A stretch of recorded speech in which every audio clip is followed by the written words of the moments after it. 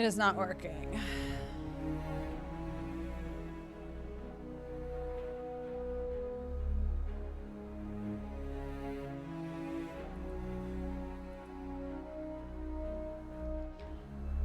Configure?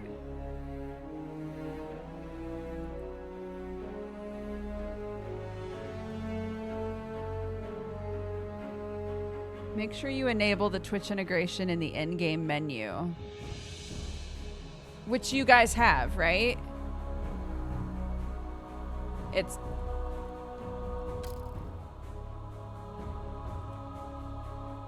implying that, like, the widget won't work unless it's connected, unless the connection has worked.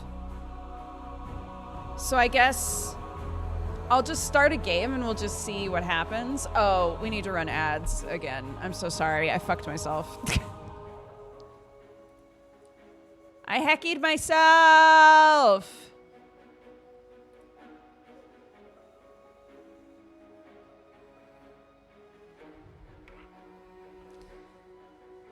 Extension is there. It says it doesn't have game data. Okay. We'll start a game and then see.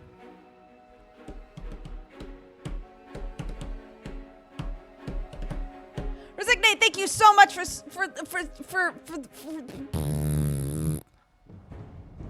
Resignate, thank you so much for the gifted subs. I appreciate it.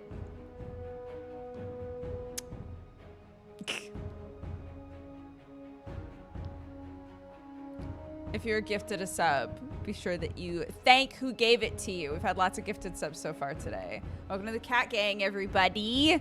That caught me so off guard. Well, look. I was about to say thank you so much for subscribing, which is not what happened.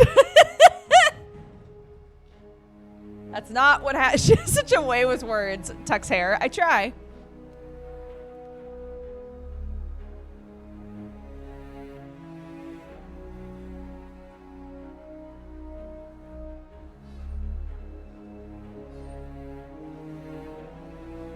I do not know very much BSL. I need to start learning again. Telly Rose in chat has helped me out with stuff and knows a lot of BSL.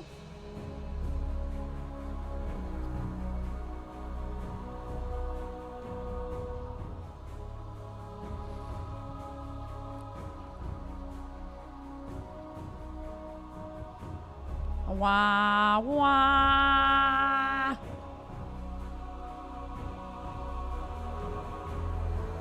A lot of times extensions only work on PC or in like a browser version of the stream. The apps won't work.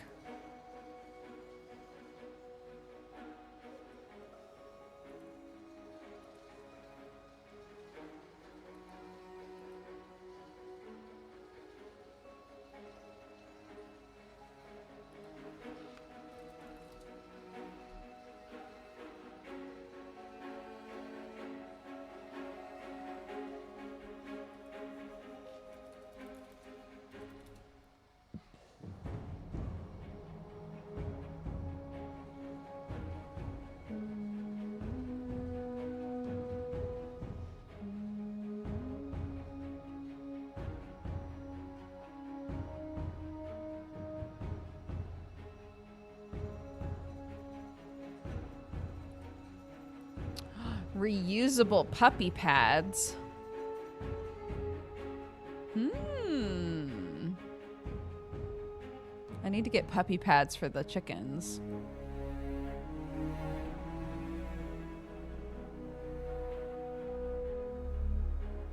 Washable ones would be so nice.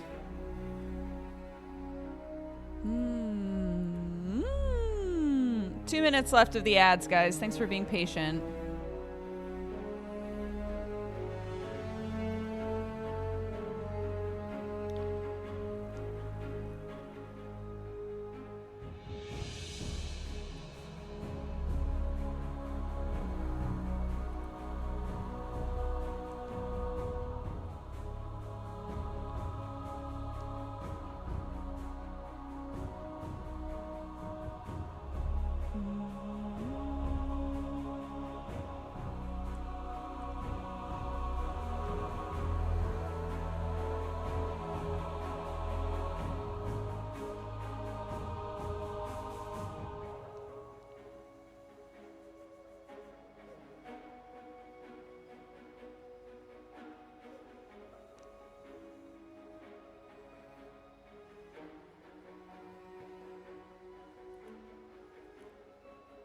Oh, there's lots of washable ones. I'm not putting diapers on these poor chickens. They already don't have feathers, dude. I don't need them getting, like, butt rashes.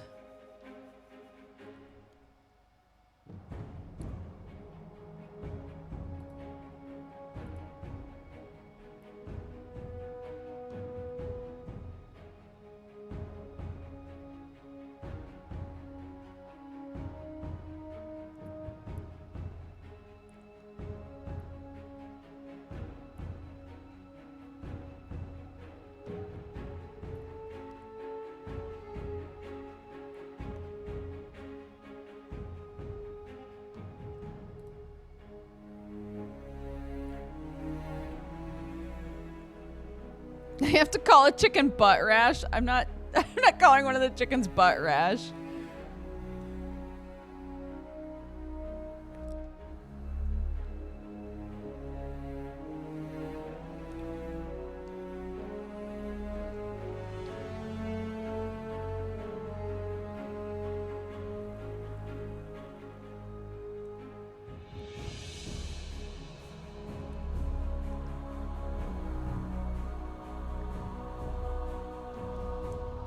No, but this Saturday, we are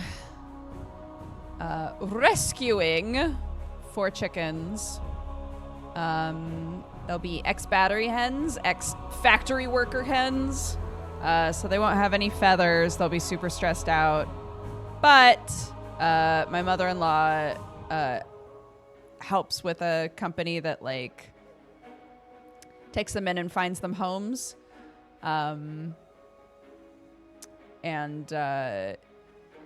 Yeah, so we're taking in 4 that need a lot of, like, snuggles and care.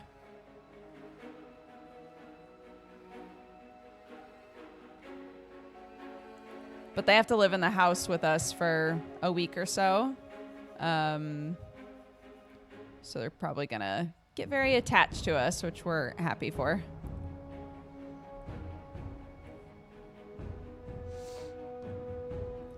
Perfectly happy to give some chickens cuddles.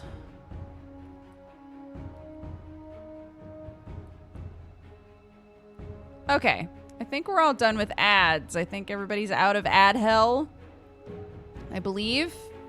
So let's do it. Let's see if we can get this extension working. Chapter 1, Beggar's Lane. Okay, so we played this. This was the demo. Was playing as this guy, which is fine. So we'll do all that again. Follow Atticus daily as he explores the seedy underbelly of London's East Docklands in search of his mother, a reason for living, and his next fix. Right, what did we choose? We chose this, I think.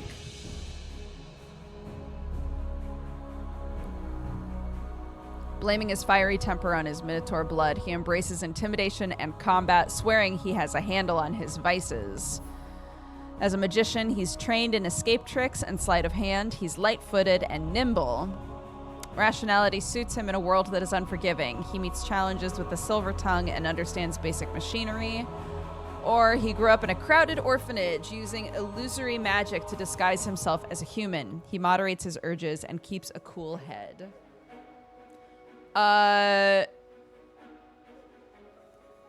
What should we go with? I'm pretty sure we did this last time, but I'd like to do one of these other ones, I think.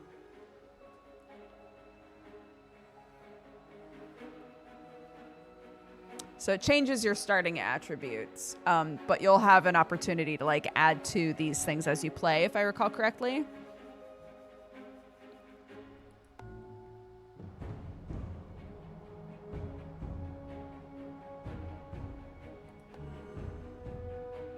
Spryness is in favor of sizing up a situation. Be wary of rushing in before you know of other people's intentions. Leverage your street smarts for lockpicking, pickpocketing, stealth, and deception. Wit relies on facts and cerebral labor to make sense of the world. Tap into your intelligence, learn from your past experiences. An informed mind sheds light on London's troubled surfaces. Self-discipline favors restraint over vice. In a world of fiery tempers, cooler heads prevail. Wailing away on the troublesome ne'er-do-wells of London may blind you to a peaceful path. Animal instinct is the sum of your gut feelings, urges to indulge, and efforts to survive. Mayhem, brawling, and blackout gin binges. Damn the consequences. Let fisticuffs do the jawing. So that's more what we went for last time.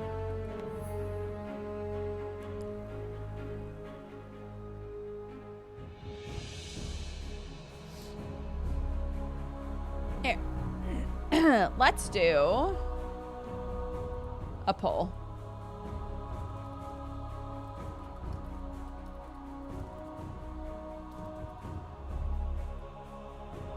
So I don't want to do that one. So it'll be spryness, wit, or self-discipline.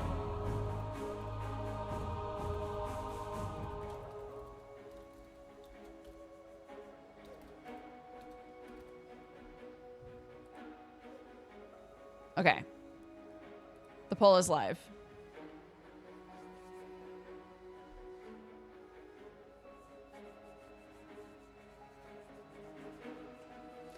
Vote away! Since we decided that we were gonna play this together.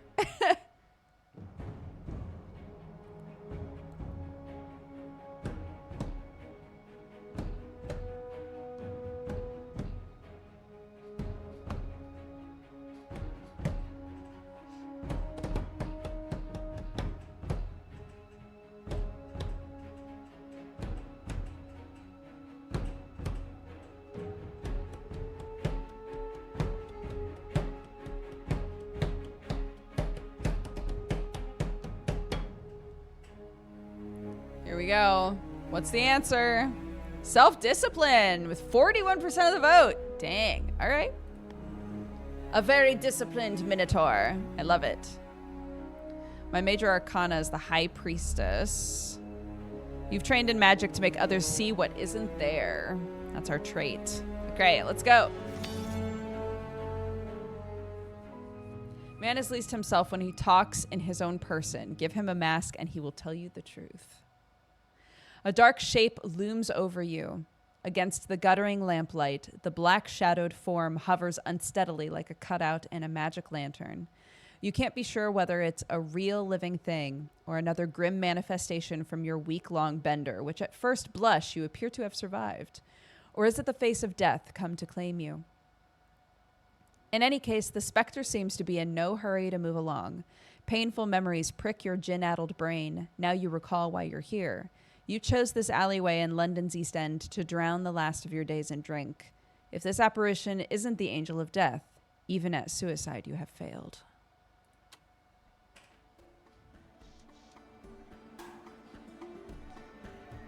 Atticus, he's coming. Wake up. Get out of my head, you old crone. Atticus Daly. Nothing but a dark silhouette for a face. No, it's a mask. His voice is cold and mechanical, like the hinge of a heavy iron door, concealing his identity, no doubt. Try to speak. Very easy. 9 of Cups. Who are you? Instead of a response, he proffers me a tin-stippled flask. A small kindness. I'm covering stuff, I think. Hold up. Let me choose a different spot for me. I'll go up here. Or up here is fine, I think. I'll make myself a little smaller. And then flip. He proffers me a flask. I'll wave it off. Very well then. Suit yourself. Stowing the flask, the stranger leans back into the dim light of the gas lamps. I can finally see his features in full. He wears a brass-buttoned traveling waistcoat, complete with a scarlet hood and a mask of ornate gold panels. It glitters in the gaslight, delicately crafted. Finery like I've never seen. On your feet now. Sorry sight. Dizzy from the head rush, it's hard to keep my balance. Who are you? What do you want with me? A friend in need of your services. A friend, but a man of his station so deeply in the docklands spells trouble. Misery acquaints a man with strange bedfellows. I need a moment to get my bearings. Fair enough. I'll be watching. The stranger pulls back his waistcoat, showing off a gilded flintlock pistol. Over the years, many a minge bag have come to collect. This barmy naff is no different. So many outstanding debts and foregone second chances. Is it all catching up to me? No matter, let it be tonight then. He can try out like all the others, but none have yet succeeded. Weary or worse.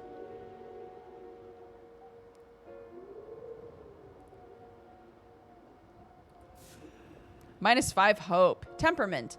Temperament is a representation of your character's mental state. Progressing from desperate, weary, content, optimistic to hopeful, your choices can change your character's temperament. Certain dialogue choices are only available based on your temperament. Come now, surely things aren't so dire. It's up to me, seeing every impulse to an outcome, snuffing out the pleasures of life should I so desire. What I need is peace and quiet, a place to clear my mind. Can't hardly focus on pleasure in such a state. There are far too many voices in my head. Not sure if it's peaceful or quiet, but behind that padlocked door you might at least escape the stranger. All right, so explore the world around you. Discover helpful items on your journey. East London hides many secrets. Press and hold the Highlight Hotspots button to highlight areas of interest. Geneva Rotgut and dry gin bottles are strewn about, broken and empty. Wager these are remnants of a day drowned in sorrow. It feels like ages ago. Oh no, I'm not self-reliant. Looks to me like a day well spent. It's what's left of my stash. Your inner voices are at odds. When you choose one voice over another, it changes the balance of your humors. Over time, these voices will become stronger. It's worth a closer look. Look through the bottles. I think I've had enough for now. It's probably for the best. Okay. Newspaper? This week's edition, a fleet-footed journalist takes to the East End, underground and undercover, the hard-boiled scoop on the courtesan killer. Who's really behind the murders, and what is Scotland Yard still hiding from the public? Read on for the gory details. This story will boil your blood. Ponder the news. Hazards of the job, I suppose. It's a shame no one deserves to die like that. I've kept their company before. It could have been an acquaintance of mine. Ariana. It's entirely possible. I'd surely hope not, but it's been a while. I should check on her. Dolly's being hunted. It is rather curious. Investigate the murders or leave it to the police? Investigate! Why not? I'm no police special, but I'll see what I can find. An evening cane concealing a steel blade in cherry wood sheath. Below the brass figurehead is a band of crushed velvet, battle-scarred with a well-worn handle, and suitable in aristocratic circles.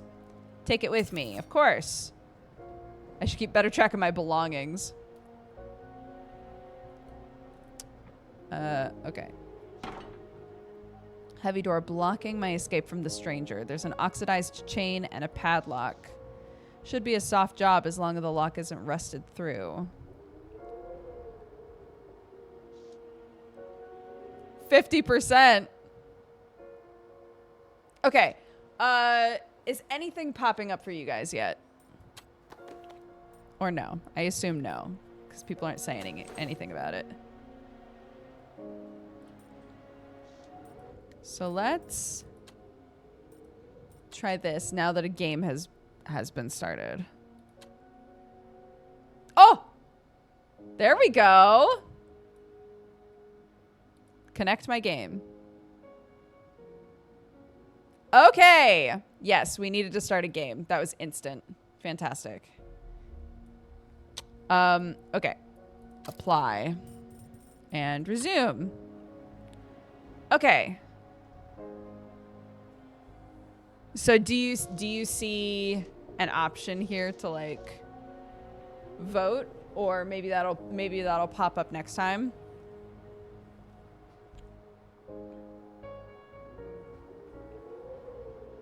No voting yet. Okay. I can vote, I think.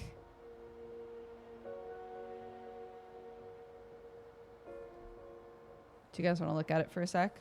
It shows something when you hovered over the choices. Did it show the skill check?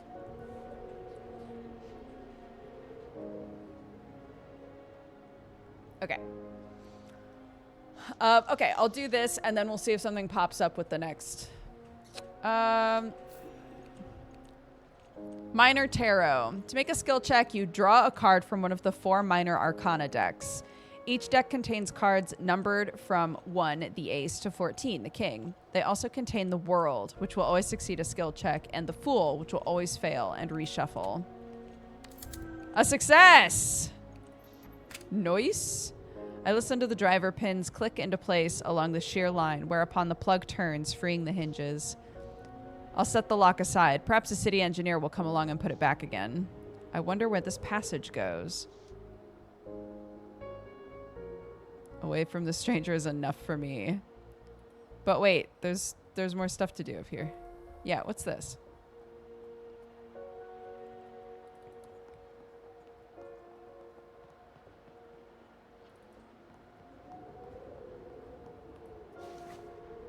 A slatted wooden basket made from hazel cuttings. Willow branches weave around the bottom for support. Why am I up here looking at a basket? Surely I have more important matters to attend to. I can smell the rotting fish from here. Dialogue poll in progress. Here we go.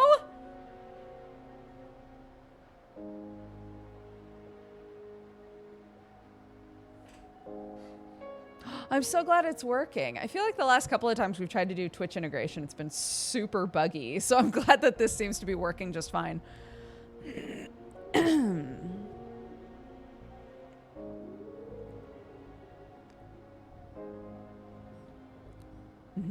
Lean in, of course. Let's have a look. White strips of flesh swimming in a pool of decomposition. Kippered herring. Do we open it?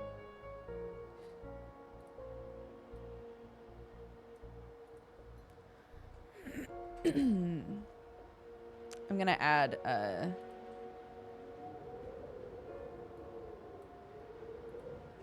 Twitch integration into the title.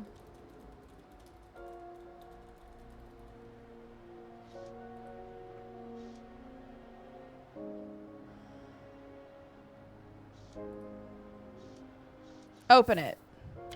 A success! The acrid smell brings tears to my eyes. Somehow my stomach doesn't empty itself. Do we dig? Apparently self-discipline is perfect for the pickled herring side quest.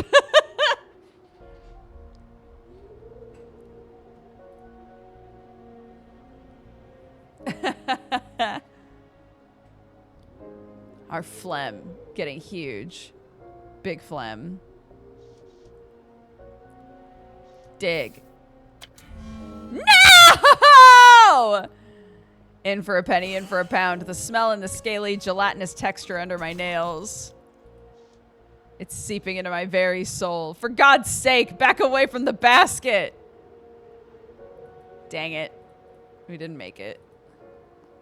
I'm going to turn always run on. Always run. Apply.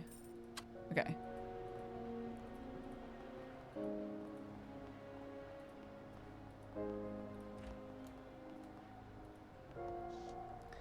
Three rootless souls taking their ease in the heat of a steam vent, one of the few free comforts to be had in old London town.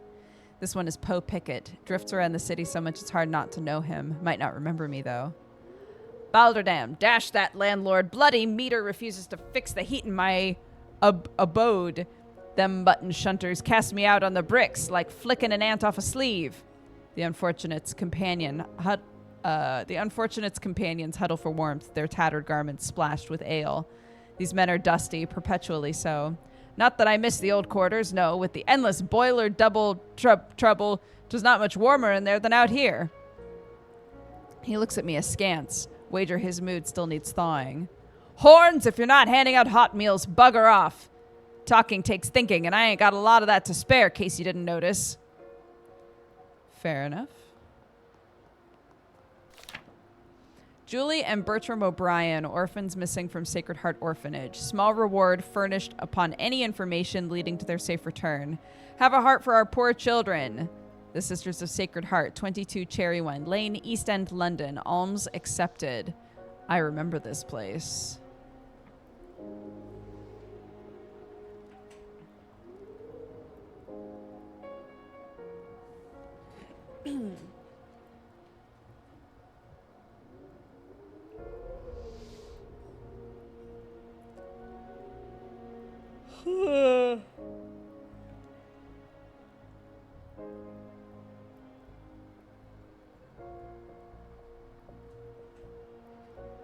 Okay, I'd rather not think about it. Try as I might to erase the memory, it was too much of my life to bury with blackouts. Animal instinct says they'll have to fend for themselves, just like I did. Or, being an orphan myself, should I be the one to investigate? I like the start of this game is us trying to drink ourselves to death, and now we're like, I'm gonna save the courtesans, and I'm gonna save the orphans. I'm a detective now. There are unsettled spirits in the docklands, and like it or not, I play a part in their pageantry. Hopefully not as some marionette with strings to pull for their amusement. Then I should leave no cobble unturned. I already know what you're gonna say. We're gonna search for the orphans. And now, orphans. Something's not right here. Orphans in the docklands need all the help they can get.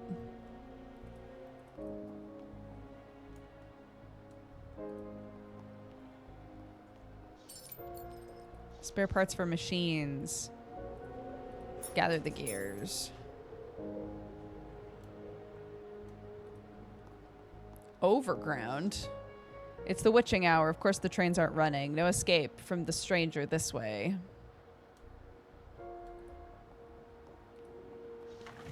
Some wayward cartwright abandoned their wagon here. Beyond it, tenements and a dead end. He's got me hemmed in. The stranger.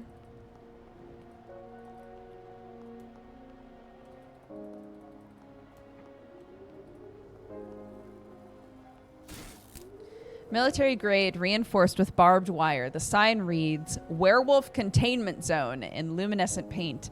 Electric bolts arc between the fence posts, the smoky ozone scent flooding your nostrils. The moon won't be full for another 2 nights. It might be safer inside instead of at the whim of this stranger in his brocade waistcoat.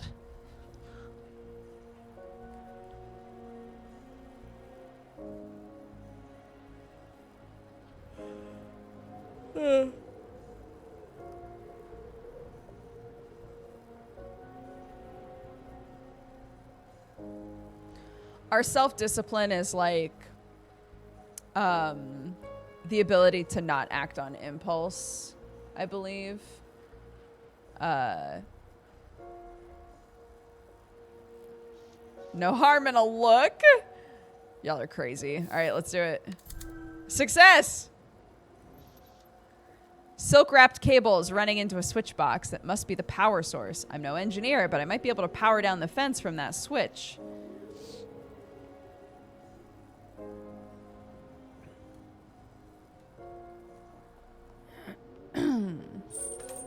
A battered metal switch box secured by a chain and a padlock. Spryness, let's crack the padlock. Animal instinct, use the cane sword to bash it open. Or I can come back to this later.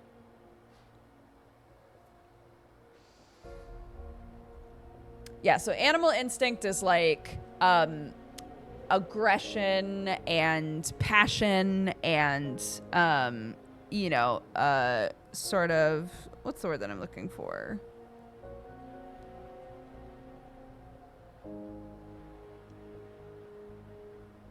Like a bit of hedonism, you know? Okay. Crack the padlock. Success! The driver pins slide into alignment. Unlooping the chain, I can now open the panel door. Now I'll just cut the power and hop the fence. That'll put some acres between me and the stranger.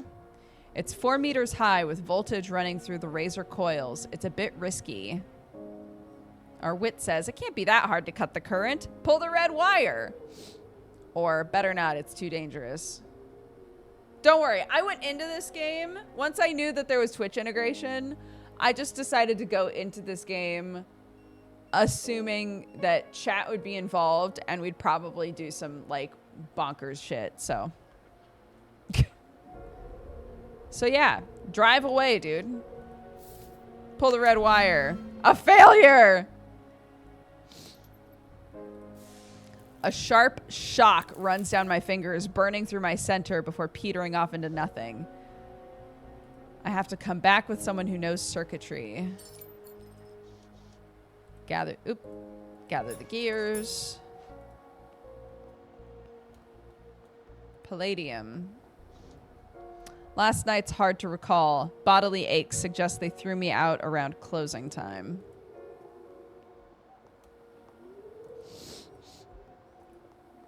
Well, we broke the warehouse open, so let's go into the warehouse. The passage is lined with stone walls, damp from the evening fog and the underground steam boiler used to heat the tenements above. Barrels line the walls and seem to occupy every available space in this underground storeroom. Cane rats scurry and squeak in the corners, kneading at their nests. The air is stagnant, full of dust and mold. A ways off, there's the sound of a pump house at work, no doubt channeling sewage into the Thames. There's a dim light ahead. Perhaps you can find help, or at least a way out of the stranger's grasp. On your guard now. No telling what's down here. I've seen the worst of the underground in my days. If trouble comes, I've got my blade and a silver tongue.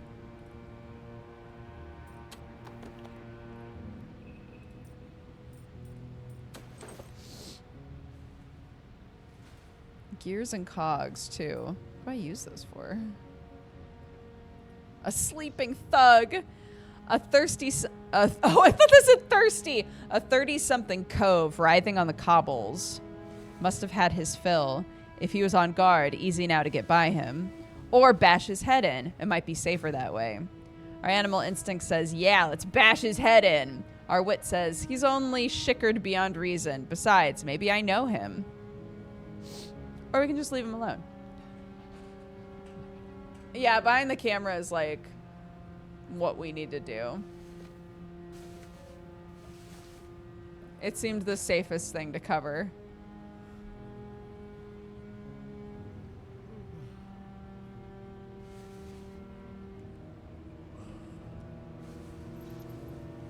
Maybe I know the guy. Can't say I know the poor sot, but I know the feeling. Tangle in his head and the bottles to blame. Is there anything in his pockets, though? Spryness says, let's have a look. Self-discipline says, on second thought, I've been there, and I wouldn't want my pockets picked while I'm sleeping off a bender.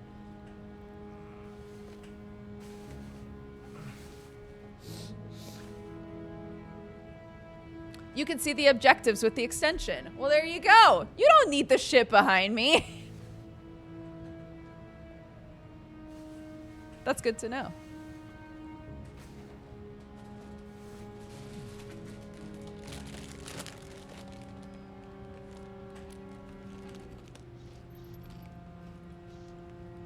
Thievery doesn't suit me anymore. There's bound to be something else nearby free for the taking. Red cedar paneled and cornered with iron, a sturdy but time-worn container. No need to break into everything. What am I? Minotaur or magpie? Our animal instinct wants to break in.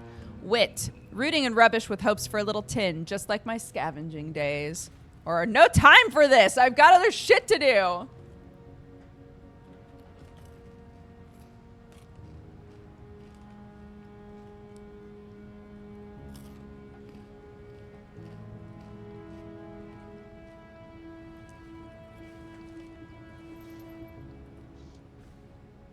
Diamonds in the coal, flash in the cobbles. The old limerick the urchins would sing. The only sounds are the dripping pipes, the scurrying of rats, and the gears in your skull spinning out the past. Christ on a high wheel, just open the box already.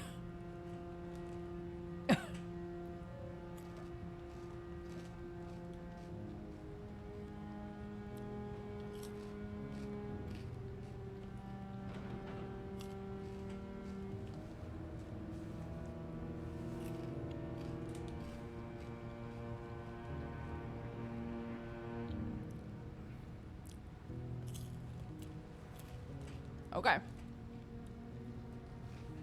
Let's break in.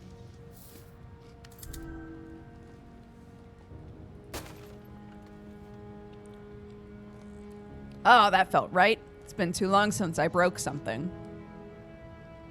There's only that gin bibber who might have heard the noise, but he's too blotto to pay us any mind.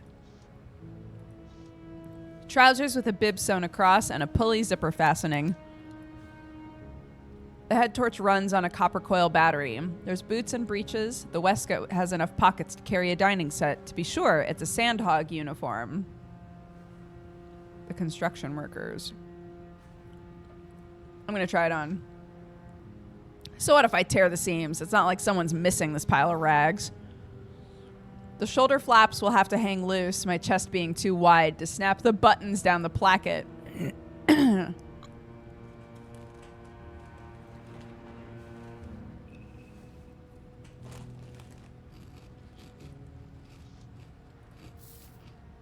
Woo! Mm-hmm. Emptying my lungs, I abandon the brass buttons, reaching instead for the torso belts. They fasten at the very last punch hole.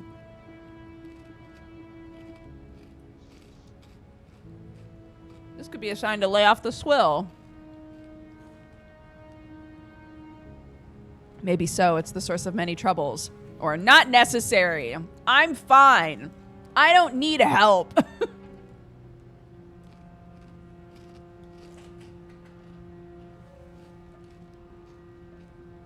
Almost out of water.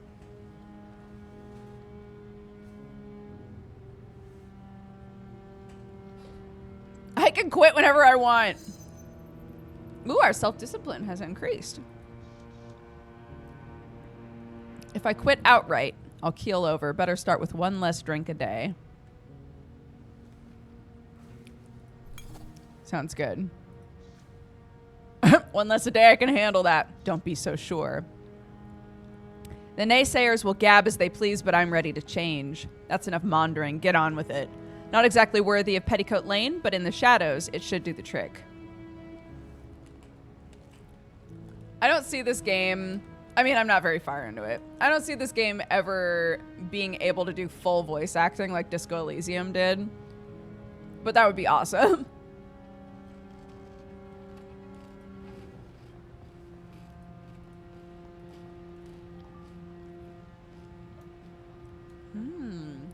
What's this? A battered crate, moldering in a sewer grime. Glad I have this mask on. It should keep out the dust. Smash it open or not? Hi, Brett.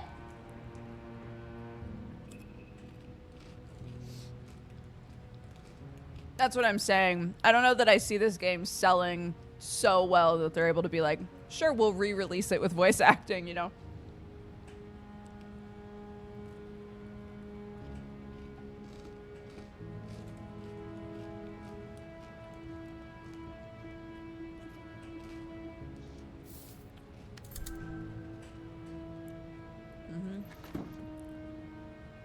It caves in with a crack and a cloud of fetid dust. Ooh! I didn't realize our picture changed with the new outfit. Something with a dull shine. A pry bar. I can make use of this.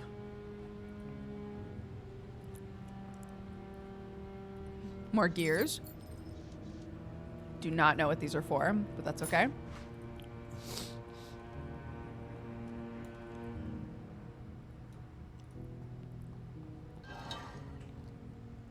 A disc of wrought iron loosened by a crack. I do have a tool to open this. It's a heavy bugger even with a tool.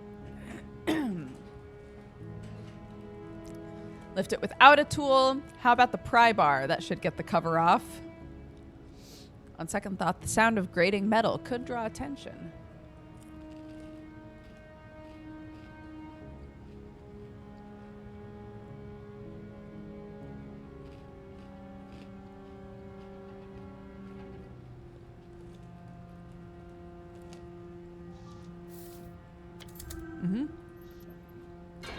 Steel bar was the ticket. I just needed a little leverage. There's a latched compartment below the manhole cover, but it's padlocked too tightly. I'll need a key. Okay. My fumbling hands come up empty.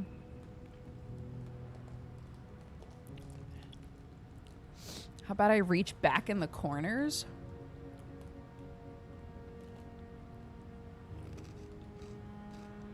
We went with the self-discipline build. So self-discipline is at 19 right now. As you play, you accumulate humors. When a humor bar is filled, that attribute increases. Each humor is related to an aspect of your being and will increase the more you indulge or exercise that part of you.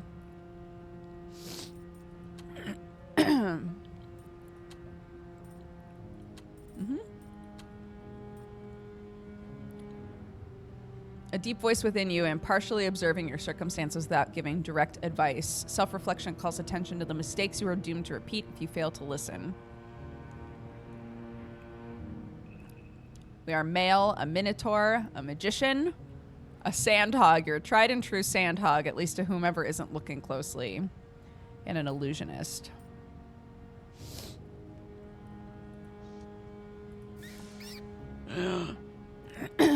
Bloody cane rat bit me. It must have a nest. No chance that rat's getting the best of me, or this isn't worth it. Oh, it's not letting you vote on this? Oh my gosh, we keep losing hope, dude. Oh, I'm sorry. Animal instinct is at 10. It's our lowest stat.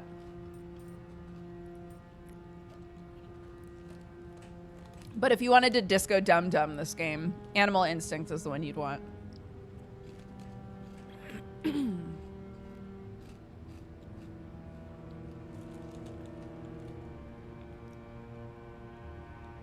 Not everyone is using the extension, so you don't need to get sassy. The extensions don't work on mobile.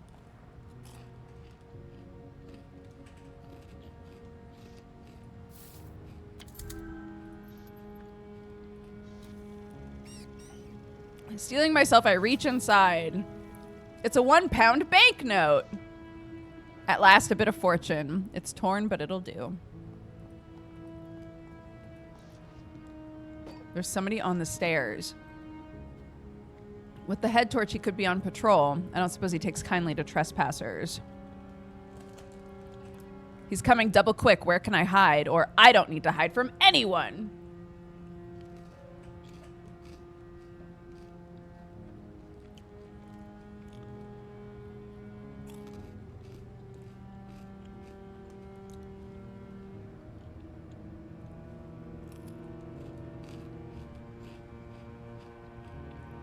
Okay.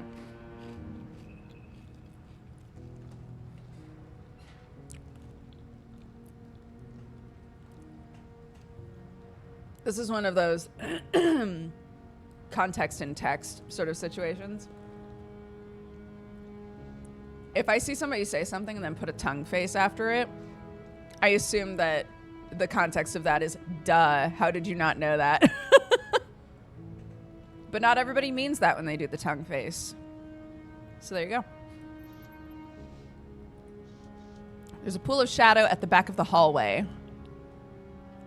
Spryness and charlatan. Let's see if I can't stay hidden. Uh-oh. We only have one option. I'll fight him if I have to. His uniform is stricken with unspeakable filth. Even with my goggles on, his head torch is blinding. He smells worse than the sewer walls. He must be a bilge man. Hey-ho, Sandhog. Presumption in his tone. Does he not care for sandhogs? I won't take it personally. I'm not a sandhog anyway. What's that, huh, Sandy? Mumbling to yourself? Did I say that out loud? At least he hasn't noticed my ill-fitting uniform. What are you doing this side of the tunnels? Shouldn't you have, your head in a hole somewhere? We can lie or tell the truth.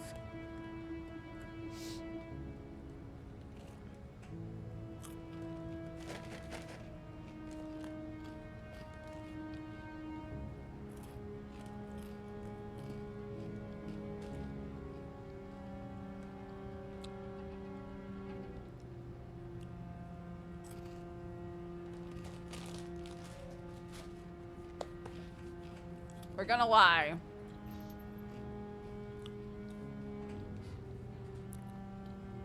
Crib. Oh. I'm down here on official sandhog business. You wouldn't crib. With a toss of his head, he laughs into his breathing tube, and the light from his head torch glances off the cobbles. Sorry there, Cove. I'm whooping at your expense, but it's just so difficult to imagine a sand pig with a delegation of duties. Drill there, drill bit there. Simple, isn't it? You don't know the half of it. Maybe we got off on the wrong foot. I'm curious about sewer work. Do you have time for a rundown?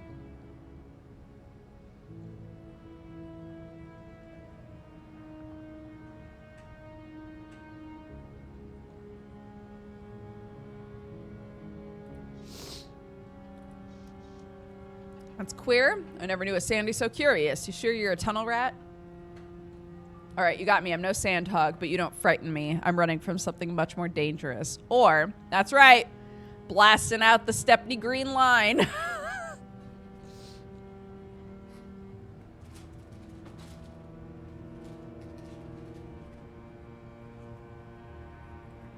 As a reminder, self-discipline and wit are our highest stats.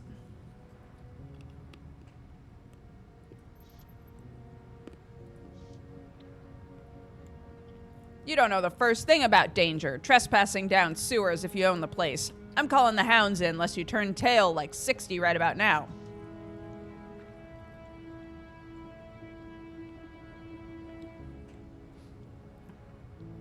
Just came out yesterday, this game.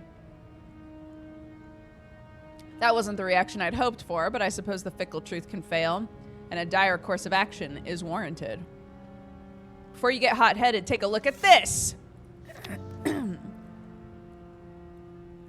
This character has gained intimidating trait and will now be able to select dialogue options that require it. Point me out of this cesspool, just a finger in the right direction.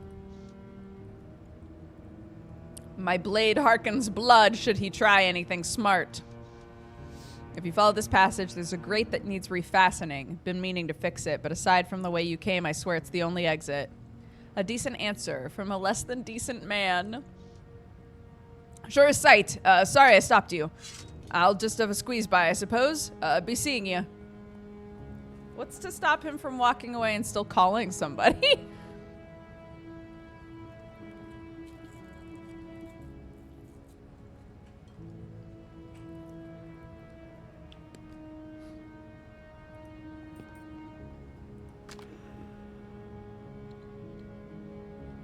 You've unlocked a major arcana. There are 20 cards to unlock. Each major arcana card is unlockable only by specific player characters.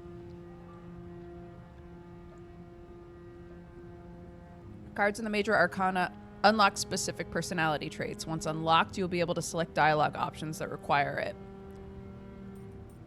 Okay, so depending on how you play...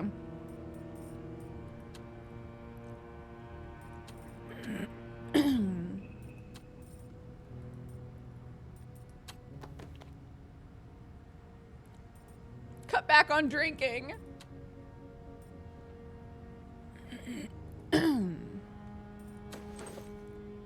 I'm trying, dude. Okay.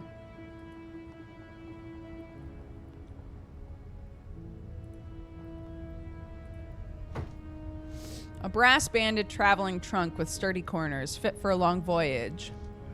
There's tin inside, I'm sure of it. But the padlock has a carbon steel shackle and pin tumblers triple reinforced. Try to pick the lock, try to break it open, or try opening it with a pry bar. I know you guys aren't going to leave it, so it's one of those three.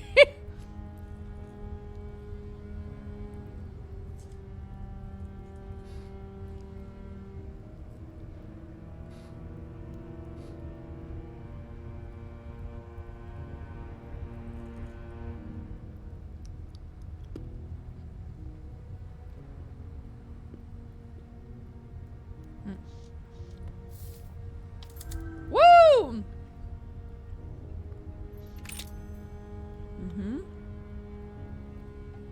The tumblers find the shear line. As soon as I turn the cylinder, the entire plug slides out. There's an extension that will let you vote on things, and you can also see my stats. There's a catch on the inside and no way of reaching it. I could try to force it, but I'd better not make a racket. Try to break it open. Try opening it with a pry bar, or come back later with something else.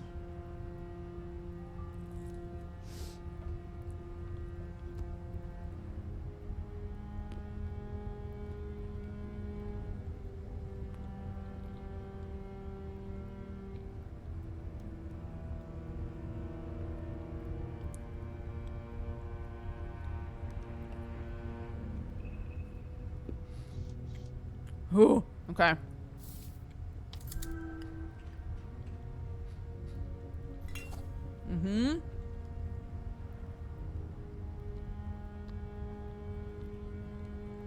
A bottle of gin I've yet to try. The fates have been kind for once. Especially kind. They also provided me with money and a few cigarettes. Nice. Who disrupts the air? Sandhog business. Believe me, I wouldn't hold you back. It's nice to know another workman. You must know of the operations down here.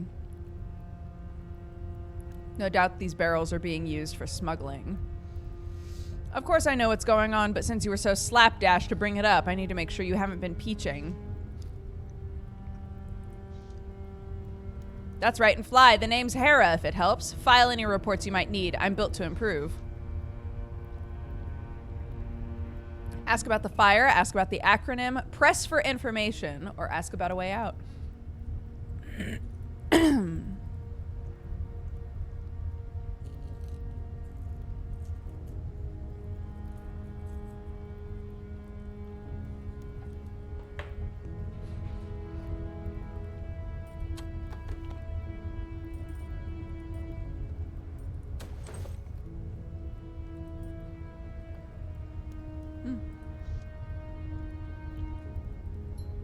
What do the letters stand for?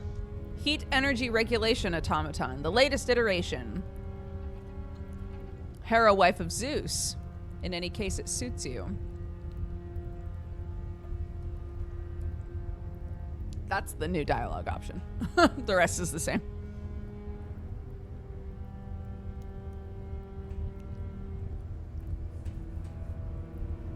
Start screaming in chat when 20 minutes go by the way. We'll take a proper break. It is so weird knowing that Sam isn't in the house.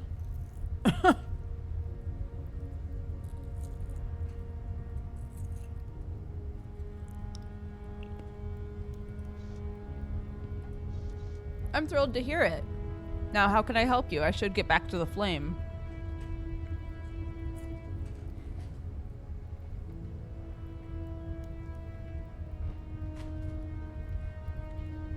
Just having a big box full of snacks right next to me is so dangerous.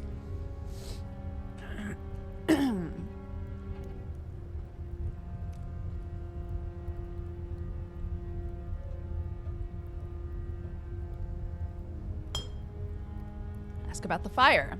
Keeping the fire stoked, I see. Do you enjoy it? I delight in my work. I was made for it, and this boiler provides heat for the Shorelock tenements upstairs. As a sandhog yourself, you must know the reward of providing a service for the masses. I'm assuming we're gonna do this. This area reeks of the dockhounds. Even worse than the sulfur and bilge. What's going on? You must have noticed these barrels. They're really quite capital. The hounds are distilling their own gin from the heat off my boiler. Somehow, the Sherlock tenements upstairs haven't caught on. Those people must be freezing. It's only autumn now, but it feels like midwinter. I'd rather have the extra gin. Brings down the price, and we can always deal with a little cold. A lot of my ilk comes from those tenements. I couldn't face the dockhounds alone. It's hard enough keeping my own head above water. They won't be easily swayed. Bootlegging is a regular tin press. What else do you know about the barrels? The steam gets siphoned, and the barrels come and go. Some are fresh. Some have stood for several months, ready for a swiller. The machine is keeping track. Automatic circuits indeed. When the flame is healthy, I turn my attention to the walls, and before I know it, I'm whirring away. It's a queer feeling. If the hounds are stealing steam, it's a good reason to steal some of their bootleg for myself. I'm not fit with a virtue circuit, but if you've convinced yourself, you're clear of any moral infidelity. Where would I find a barrel that's aged a few months? Actually, I'd rather know the way out, aside from heading back upstairs, or just say goodbye.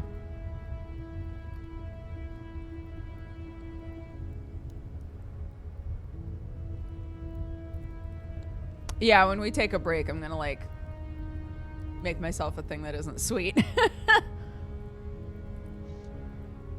Where would I find a barrel that's aged a few months? Behind the furnace, there's something of a staging area. That's where the barrels get carried out. Have a look for yourself, but I must get back to work.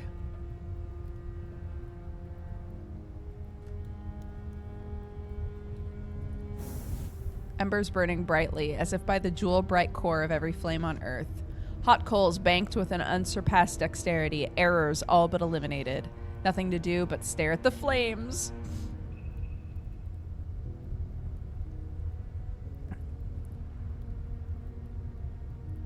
I made too much pasta. Oh, pasta sounds good.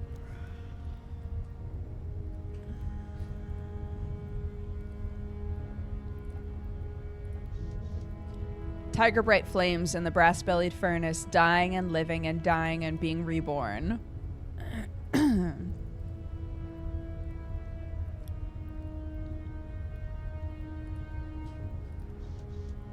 A small fire, yet a microcosm of ever-burning, ever-changing oblivion. Are we just gonna keep doing this until... Yeah, okay. Sweltering temperature in the heart of the fire, a deadly dance that's hard to look away from. The heat billows out, my face is sweating, eyes half-lidded and glazed. Here's a glimpse of the end for so many, eternal pain for those who believe in it, or for the lost ones who believe in nothing. Animal instinct to keep staring. Seems like the furnace has opinions of its own. The furnace... Is the furnace talking to me now? I'll wait. I'll let you guys decide.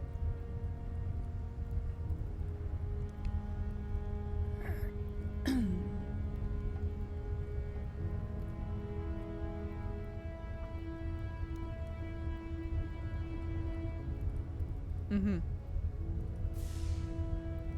Oh, -5 hope. It's wonderful, but I'd better stop before I damage what little sight I have. Did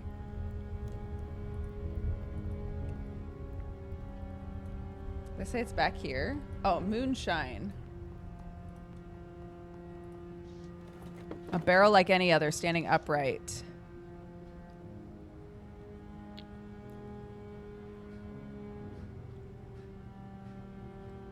I thought we were gonna just take the barrel with us. We did decide we were gonna drink less, though. Keep that in mind, chat. We're on a mission towards sobriety. We have people to save.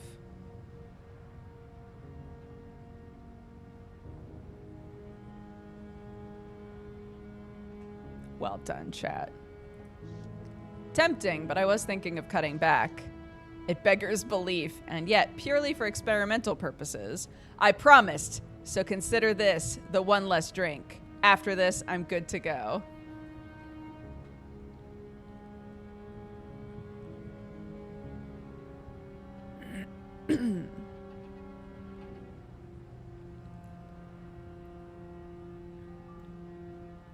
Make the right choice, chat.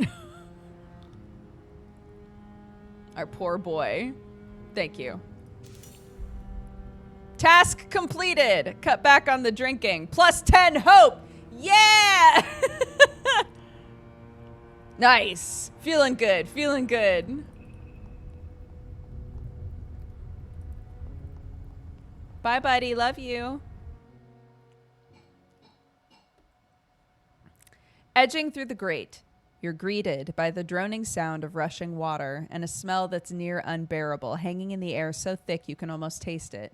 I would like to say, everything that we're doing is completely different from what we did in the demo. In the demo, we weren't able to break the lock and we weren't able to get past the gate. So we had to talk to the man and just like go with him. And it is a completely different thing. So this is kind of cool. You're greeted by the droning sound of rushing water and a smell that's near unbearable, hanging in the air so thick you can almost taste it. Hooves are clumsy in the dark as you stumble along the passageway, the sound of water flow and machinery echoing off the bricks from all directions. A meshing of gears that's familiar but unsettling. Following the light, you come into a torchlit chamber, but it seems you're not alone. Notes of troubled voices peek over the noise, an air of indignance and irritation, but also of fear and desperation. Something is not quite right here. You've stumbled on an argument, no doubt, but worse than that is a deep foreboding. Something else shares these sewers, a deeper evil crawling through the bowels of London.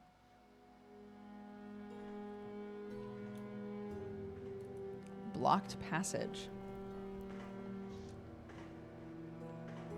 Oh, there's a robot here. A welter of bricks and rotting planks blocking the way through. No sense dulling my cane sword for this. I'll never get through anyway. I've run into more daunting obstacles. I just have to give this a wide berth.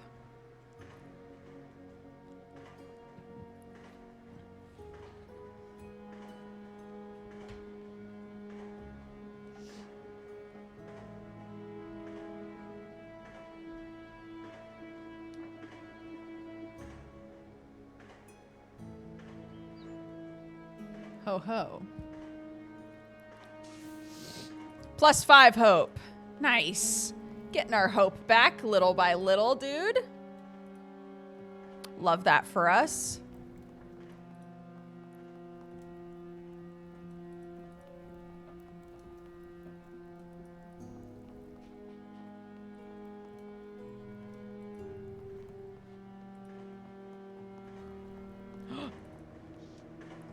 A patrolman up ahead. Don't flex a muscle. Who's that creeping in the shadow light? State your business. A cyclops with a pike spade, standard issue for sewer work. Oi, Sandhog, what's your business? He's full of piss and vinegar, but also full of poppycock. I'll wager his authority is a claim and nothing more. Or do you have the stranger to worry about? Am I up to challenging this lanky bloke as well? Lie! Or use our intimidation and assert ourselves. Or use our spryness to apologize and ask for the way out.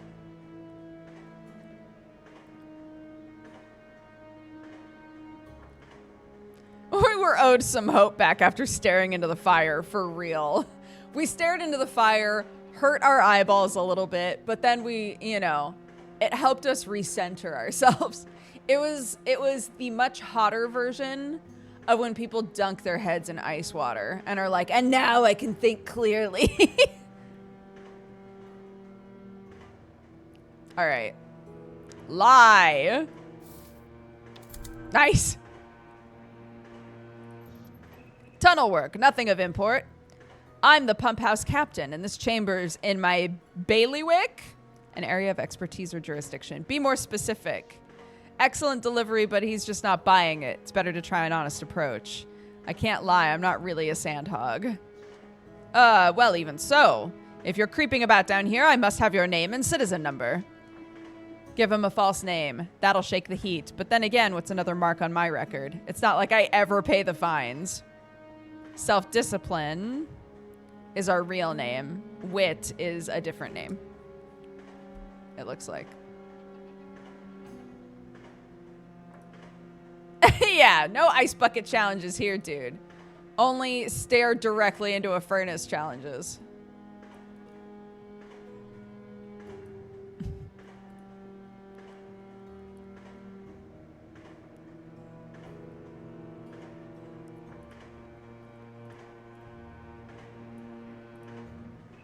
Ooh, this was a split one. Love that. Okay, we're just balls out. This is my name. We'll be in touch with a proper citation. Apparently this bloke's a grandee. I better get some answers. Ask for a way out, ask about the argument, or move along.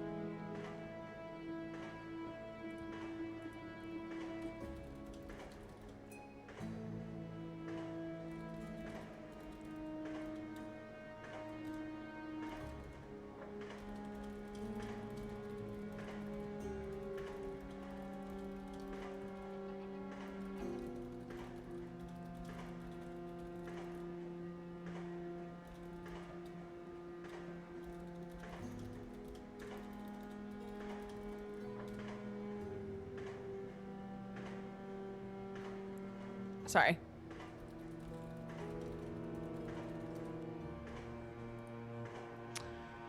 Ask about the argument. How about that scuffle down below? What was all that about?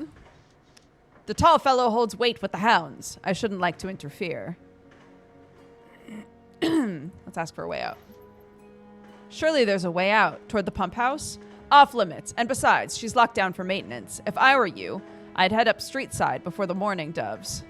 Right then, Captain, I'll just be on my way. The pump house captain breathes a sigh of relief, eager to get back to his patrol.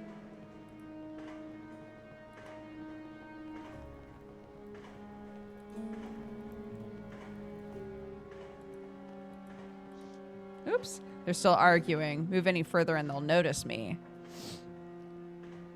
There's a door just beyond where they're standing. That would be one way to escape this mess. If I turn back, I might find a place to eavesdrop. I should check that ledge that's cropped out above them.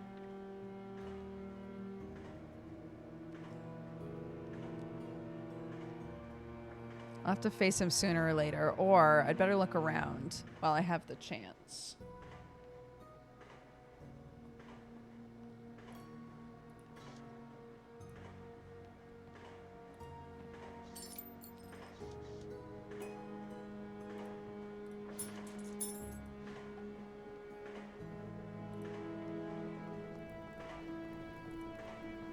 Wait, is there anything over here? No.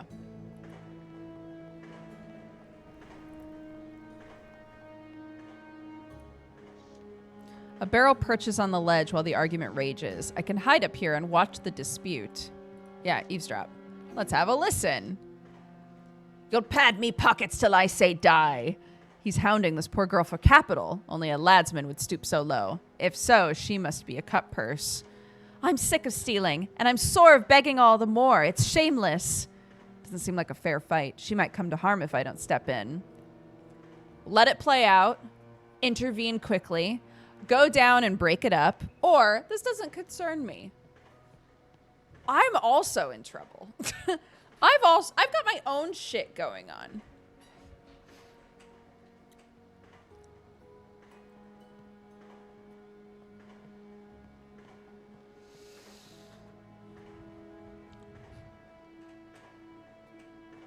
Go down and break it up. Too far away to be of service from up here. I'd better head down.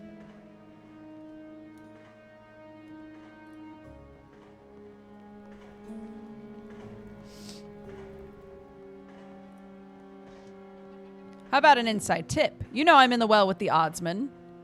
Referees for gambling events. Keep your crooked tips. You were supposed to shelter us, pay us, and protect us, but I wager there's a future for me beyond London. The only way you'll leave London is in bits and pieces, floating down the Thames. She flashes her eyes at me. Is it some kind of signal? I can try for a clean cut between the shoulder blades, but what if he's quicker on his feet than he looks? Attack! Or settle this with words.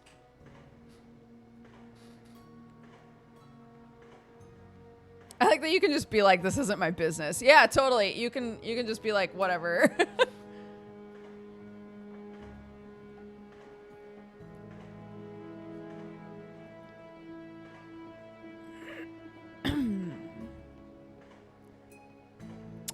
Settle it with words. Okay. He's in evil trouble, but he doesn't have to die. Oi, you there. What's a sandpig doing down this way? Clear out. Uh-oh. We're not self-reliant. Lay off the girl, otherwise I'll shatter your kneecaps and fix you for a bath chair. I love that the last thing that we did was say, I think I can settle this with words. And these are the words we choose. No! Ha! You might be bigger, but you won't get the best of me. I'll need my blade, if only to defend myself. Duck his blow or attack.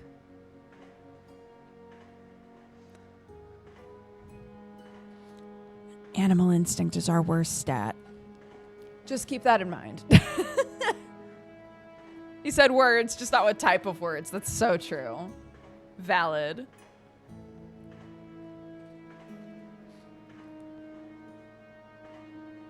All right. Duck the blow. No! Of course, it's once we're fighting. He lunges at me like a shade out of Hades, quicker with his weapon than I'd thought he'd ever be. The pain cuts sweetly into my jaw. Gloating like a fancy jack, I can't say I'm surprised. Stone the bloody crows. He might have knocked my teeth loose. Oh my god. I'm gonna run? Senseless violence. This is hardly worth my time. It figures. I know a coward when I see one. Guess I'll be off then. Catch me if you can.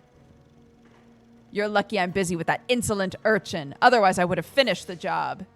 I'm beginning to recall who that mucked up fellow was. Ooh, try to remember.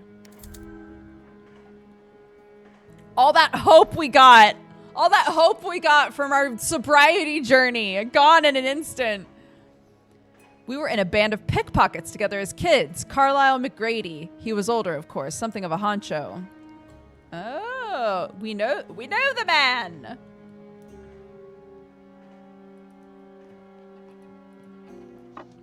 Somebody had a bottle back here. It looks like a nostrum. Smells rather dangerous to the inexperienced. It might be useful. We're not saying we're gonna chug it. A purportedly effective medicine available without prescription. Yeah, let's take it, right? Flask of laudanum. Alrighty. A locked door. A monstrous door of high carbon steel. No way through without a key. Or a high explosive.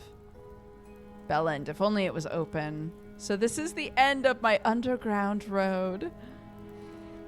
I know, we had such good rolls. And then the second we were like, I'm gonna save that girl. I'm a big boy. Flex, flex. I'm a big boy. I can save her. We just beefed it. We got banged in the mouth once and ran away. I find that so funny considering how huge we are.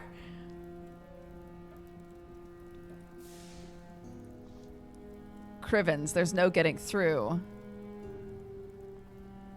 Used euphemistically for Christ as a mild curse. No escape from the stranger this way. You need a key for the door. All right, fine. Then I'll go up to Beggar's Lane. There was no escape in the sewers, only more danger you've narrowly dodged. But it's nothing so ghastly as what might become of you at the hands of the stranger. You hardly ever see a handheld firearm in the docklands. That means he's come from afar to track you down, and he won't give up easily. And what of this old crone mumbling in your mind? Will another gin slumber put a seal on her words, or is she now more than a figment? Is she in step with your pulse and your heartbeat so deeply rooted you might never escape her raspy chattering? By the break of morning, you should have some answers, but until then, you stumble on the cobbles half-woken, the hangover clawing your skull like a prisoner in bondage. And that's where we're going to take a break! Let's get back into some Plants vs. Zombies music. Very much in line with the game we're playing. I'm going to go pee and make a new drink, but I'll be back in a minute.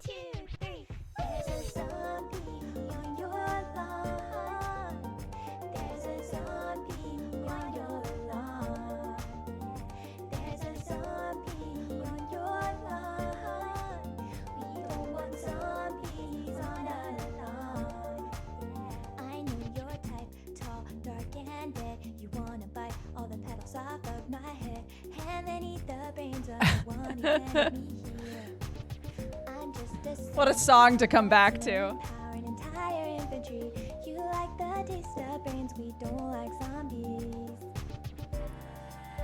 I used to play football. Protons protect my head. I have a screen door shield. We are the undead. That song's called Zombies on Your Lawn by my lovely friend Laura. Laura, I hope you're doing good.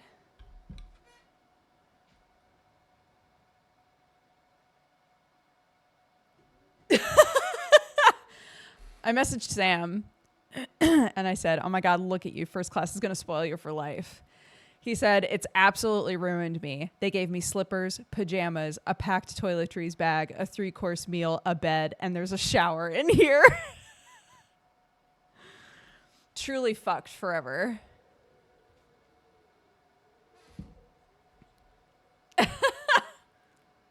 Yeah, that took me a while because I decided what I wanted to eat, and I thought it was only going to take a minute, but I forgot that the sausages weren't, like, completely cooked yet, so I had to wait, like, 5 minutes for it to cook.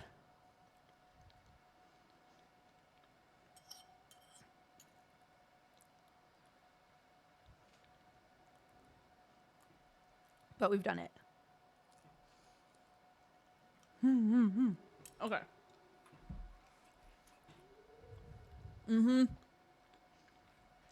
For sure. You bought it.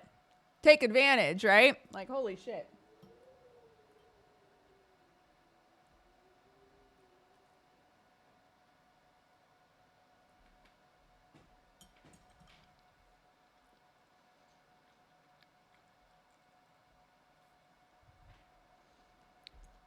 I mean, he's not there yet. He's still on the plane.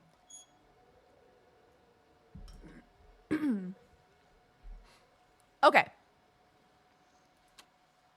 Oops. I read it. I did read it. Yeah. Oh, we're back out here now. Oh, that was okay. Interesting.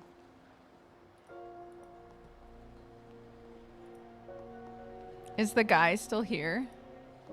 He is. Ah!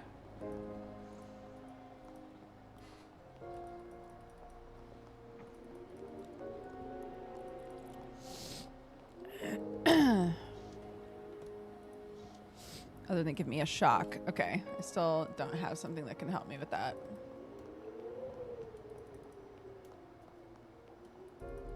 Wait, can I give this another shot now that I've got a mask on?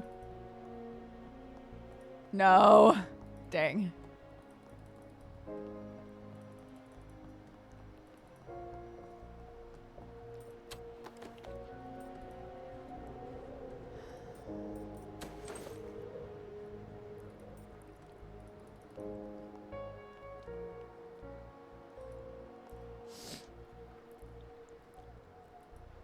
Bugger off. Okay.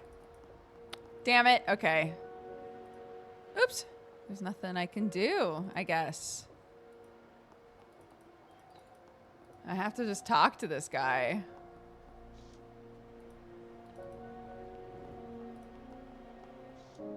He's waiting with a cold stare and a hand on his flintlock. All done mucking about down there. About time. How'd he know? This ridiculous sandhog uniform, no doubt. How do you like the finery? Or none of your business is where I've been.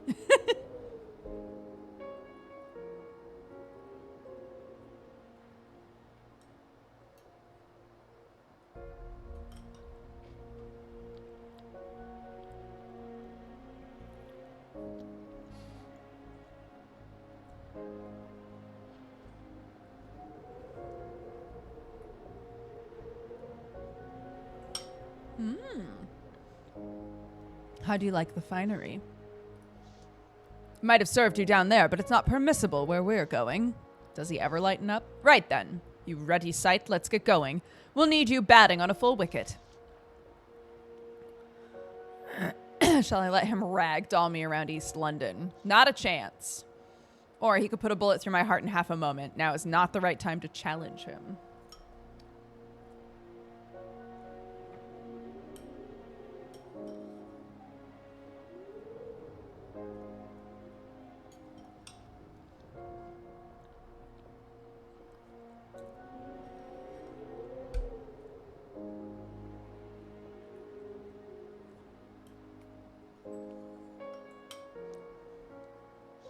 Okay. Let's keep on fighting. Ready? Woo! With my stature, I should get the best of him. Still, it's a question of speed and dexterity. I take a big swing at him, but he dodges deftly. Even so, I make a pass at his handgun. But he swats me away like I was a child. You can't shake me off. I'm not one of your debts. A soldier's cold, steely gaze. He must have seen combat. Scores of bodies like I can't imagine. It's a rictus curse. The blood is hardly pumping in my veins as the fight leaves my body. Fine then, I'll go along willingly, but if I'm to meet my end, spare me the pain. I'm glad we understand each other. Where are you taking me? Or eventually tell me where you're taking me.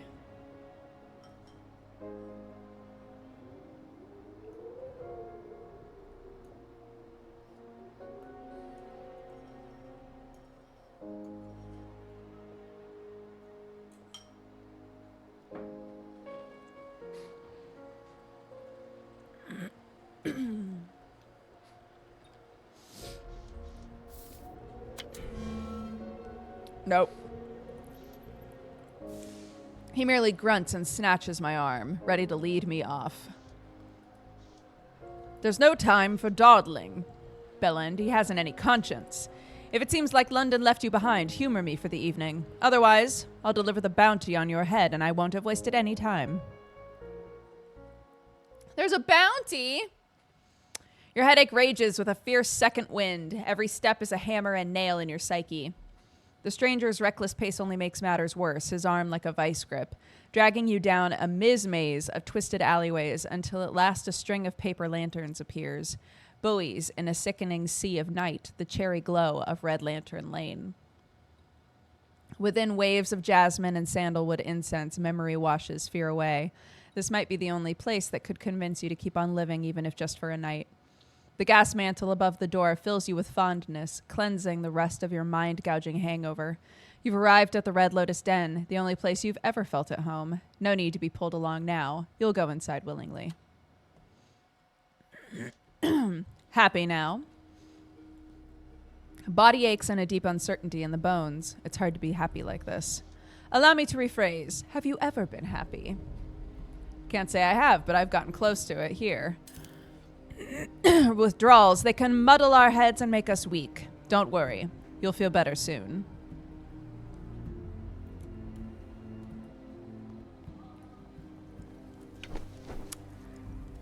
Away from prying eyes, a fine place for a change of appearance.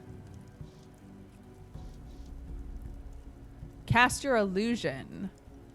Doff your Sandhog uniform or remain as you are. We can cast an illusion to look like what? Oh, we use magic to make ourselves look human sometimes, right? I think they said that at the start. Hi, Summer. Guys, Summer and I are talking about playing a game together. Eyebrow wiggle.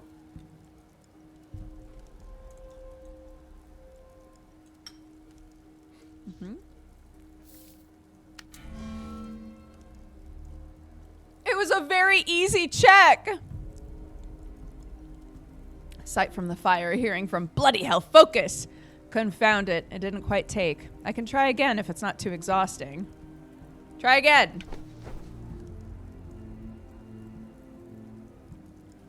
Try again. Hearing from ether, smell from the air, taste from the water, touch down to the earth in another form. Ooh! I like our human form. Let's play it safe for the time being. No need for any confrontation. Oh my goodness. Yeah, none of this happened when we did the demo. That's so cool. But again, we were just like a head empty, fight everything boy. A guttering grease lamp pings through the glass. I'll hurt my eyes if I keep staring at this. A steaming bath awaits her tired bones. Wouldn't it be good to get cleaned up? I just cast an illusion!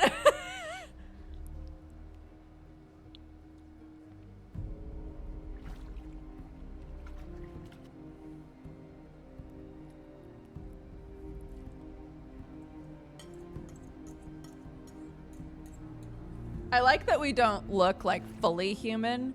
We still look like something, just not a minotaur, you know?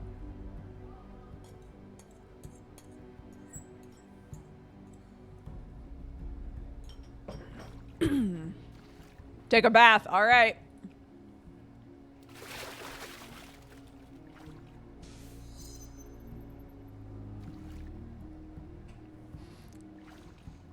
How about not smelling like vomit and cane rats? We shan't offend the ladies. +10 to hope and +1 to blood. Our spryness has increased. All right. Good call, chat.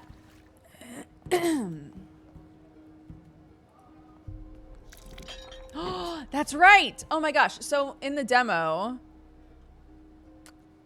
this guy behind the counter tries to, like, doesn't let us in because we're a minotaur. But we're not a minotaur now. So this conversation will be totally different too. A brass-lintled mahogany bar lined with candles, casting eerie shadows on the centaur behind it. His equine muck sweat cuts through the smell of incense. Careful, centaurs are known to have short fuses, especially at long hours in service occupations. Some centaurs have been kind to me. I won't pass judgment until he proves me wrong. Or cantankerous creatures, sure as sunup. If I had a shilling for every centaur on a power trip, I'd have a townhouse in Kensington.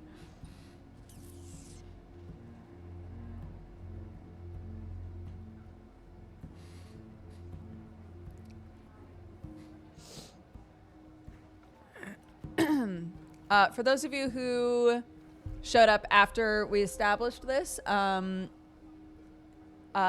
is an extension that you can find on the actual like stream screen. I think people were saying it's in the bottom left, but it lets you see all of my stats, all of my current objectives, and it lets you vote on what we're going to say. I overrule it sometimes for simple things because there's no reason to like wait, but generally I'm letting chat decide as a group all of the important dialogue tree options. Okay.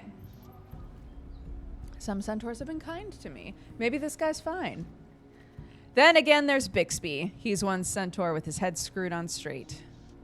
Bixby Browncoat, the owner at the Lotus. Most nights he's waiting at the bar. I hope he hasn't taken ill. Maybe if I wait around, Bixby will show up. Or fortune favors the bold. Let's get this over with. I'm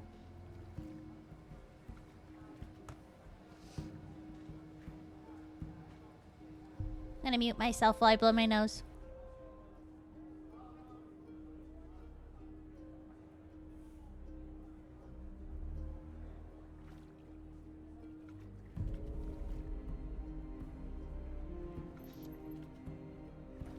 Let's get this over with.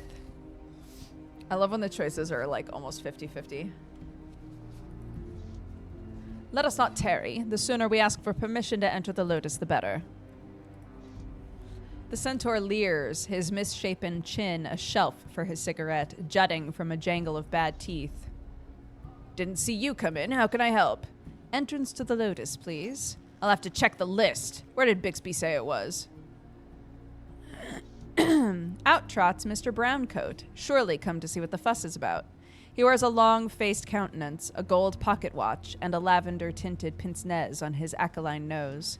Despite his careful preening, the turbulence of a life lived in the margins shows on his face.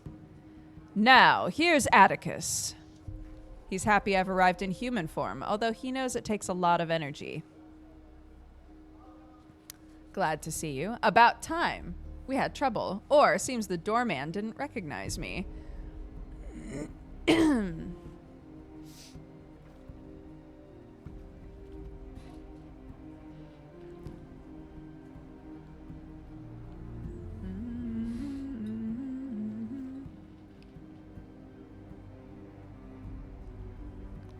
Glad to see you, Bixby.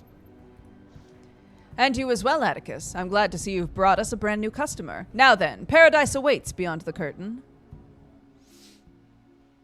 Bixby ushers you through the door and leads the way down the back stairs, the stranger on your heels like a stubborn shadow. The Red Lotus is draped in a haze of pale smoke, dotted with flickering candles and incense glowing like cinders in the night. The smell of burning opium is dark and rich, like a batch of floral biscuits with a sharp afterbite. The pale red glow from the Chinese lanterns paints the space in perpetual twilight. It's easy to lose track of time within these walls, whiling away your days in a blissful waking dream.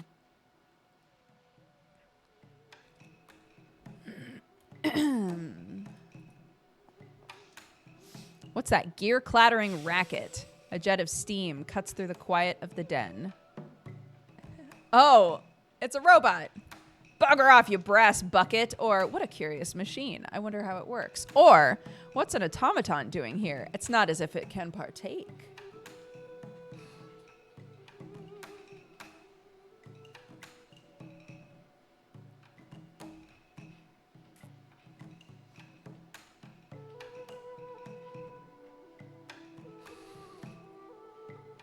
What a curious machine.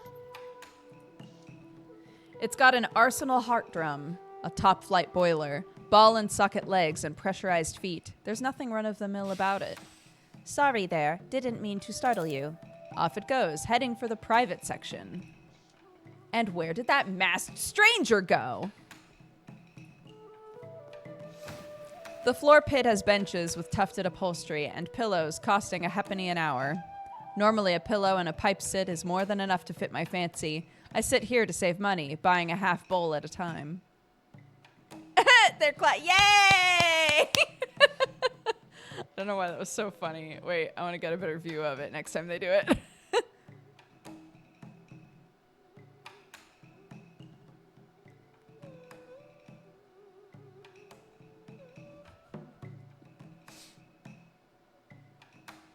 How long do you think their movement cycle is? How long until they yay again?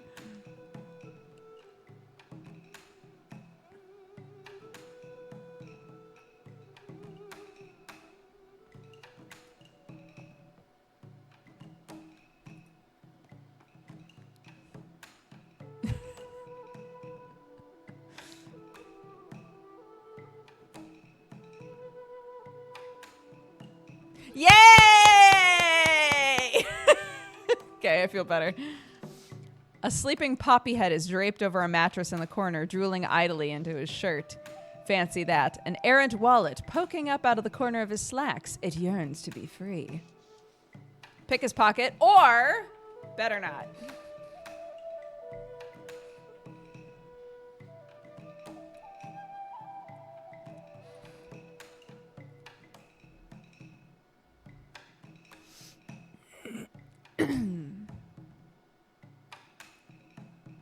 My kid has started saying yippee. She'll go yippee hooray, which is very cute. All right, we're picking the pocket. Ready, steady. Uh-oh, it's only 53%. Woo! Got it. What's that in the crack behind him? The space between a bed and a wall. One needs to be clear about posterior clefts. It's much easier to get to, for one thing. A whole damn pound. What did this tosser even intend to do with this? Perhaps he meant to get himself some teeth or a monocle. Incense pot. Sticks of heady incense waft in the air, always burning, no matter the flow of customers. Anything over here? Nope. Okay. That's true. Octo's also been saying yippee. Two workmen blissfully free of the waking world, as well as their meaningless existence. And when they wake, I should hope they'll be refreshed.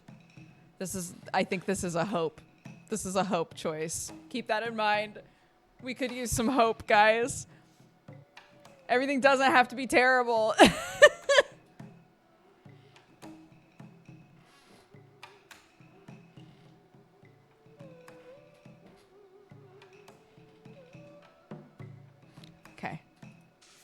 +5 hope. And when they wake, I hope they're refreshed.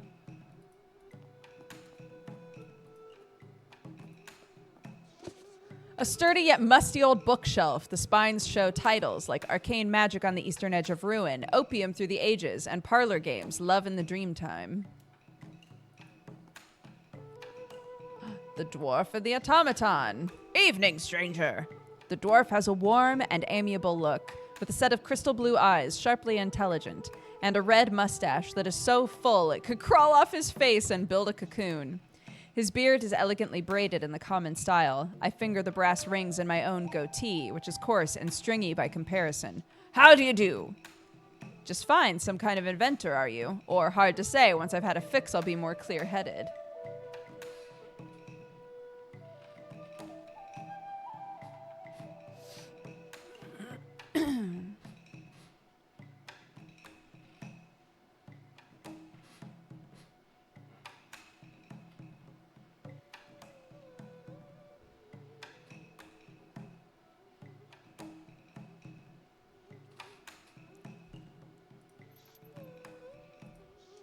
Aye, name's Theodore Redgrave, Brotherhood of Boffins. Technical experts, often of a skill considered to be complex, arcane, and difficult. Call me Teddy. Most people do. Boffins, or your automaton, has it got a name? Or you invent things, gadgets and the like. Or that rickety gizmo just about scared me. Or you look like the tinkering type. If I had a little scrap, would you be interested? Or, well, nice meeting you, Teddy. I love these sorts of like long dialogue options because I remember so vividly in Disco Elysium having all of these options and being like, I don't think I care about any of this, and just being like, well, bye. And it always screwed me over so bad.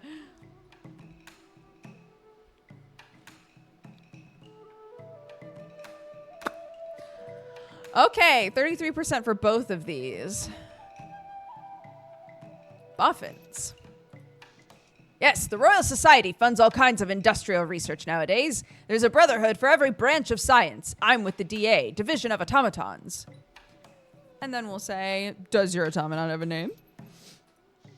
This here is Otto, perfectly friendly. He is, if a little odd. Silly given names to a machine, or stands to reason, though who amongst us isn't a little odd? I know what you guys are going to choose.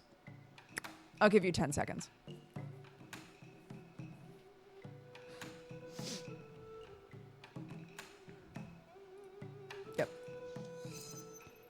Self-discipline has increased to 20. Who among us isn't a little odd? Struth, if I've heard it. What can I call you, sir? Atticus Daly. Teddy pats the automaton with his flat paw. Mr. Daly, from the both of us, it's a pleasure. Otto's gonna need some tweaks before the brawls, but we'll have him fit as a fiddle by then. Otto's a brawler, or brawls, you must mean pit fights. Brawls? In my opium den? More likely than you'd think. Oh, my nose is so itchy! Otto's a brawler, eh? So far, he's only watched from the sidelines, but someday he'll fight with the other battle traps. No emotion from the automaton, of course, but one can't help but wonder how it feels about all this. I'm a hunter of fell beast and monster. After the werewolf fights, those outlaw wretches are all tatterdemalion. Much easier to take in for a bounty. Only 3 days ere the moon is full-bellied. Better have a good mind to who you're betting on. That's quite an occupation. It must never be a dull moment. Or the pit fights. I've been to my fair share. Good for a wager or two.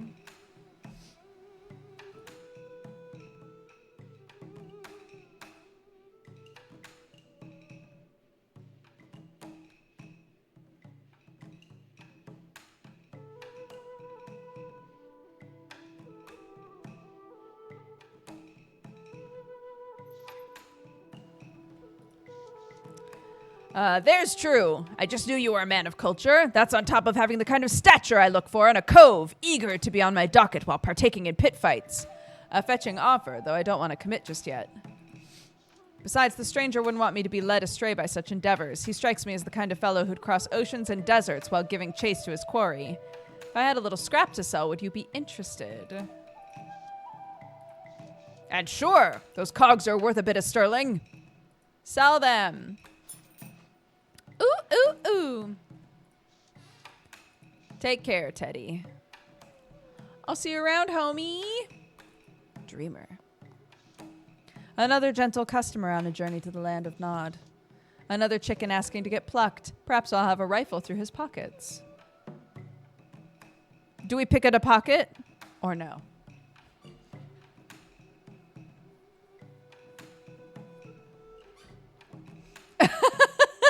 The Disco Dum Dum playthrough? Yeah. I don't regret a thing. But spending almost an entire day, like, almost locked. Almost locked out of doing anything was bad. That was bad. Pick his pockets. No! When he decides to turn over, I've got my hand buried in his jacket pocket. I can't quite draw it out in time. He raises his eyelids with glacial slowness as if lifting 100 weight of potatoes. Oh no. He seems to blearily regard me for several awkward moments and then sinks again into slumber. Perhaps I'm not the deft hand I used to be. Lattice wooden screens and high-backed seating provide some comfort and privacy for those who can afford it. The booths are made of a luxurious calf leather. Calf leather! My poor brothers and sisters skinned for a creature comfort.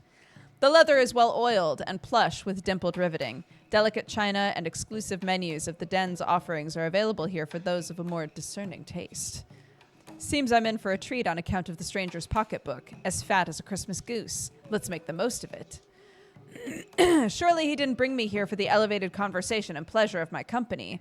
Better to be on my guard. Better here than in the alley. Or, whatever his angle, there must be something in it for me. Or, he could have already killed me and collected on my bounty, but he didn't, so I should hear him out.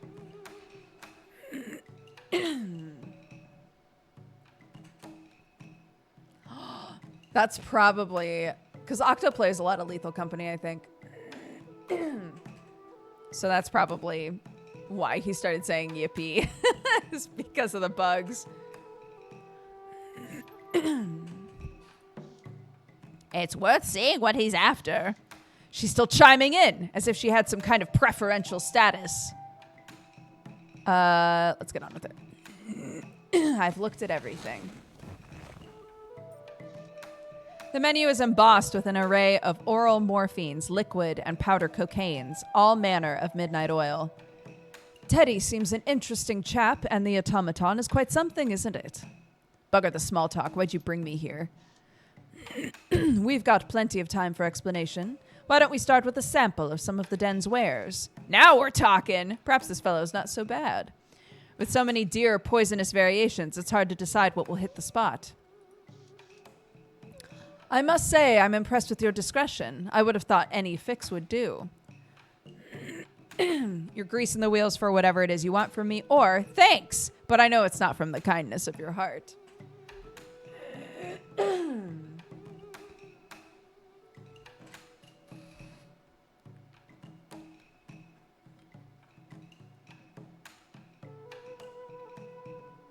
We are currently desperate. Our hope is so low. We'll see if you sing the same tune when it's said and done. Now then, while you think about the entree, I'll prepare the appetizer. He takes a small tablet out of his shirt sleeve, cracks it in half, and drops it into my teacup. The other half goes into his own. You can't expect me to drink that. Half and half, an equal dose. I wouldn't kill us both, now would I? Drink the tea or turn it down.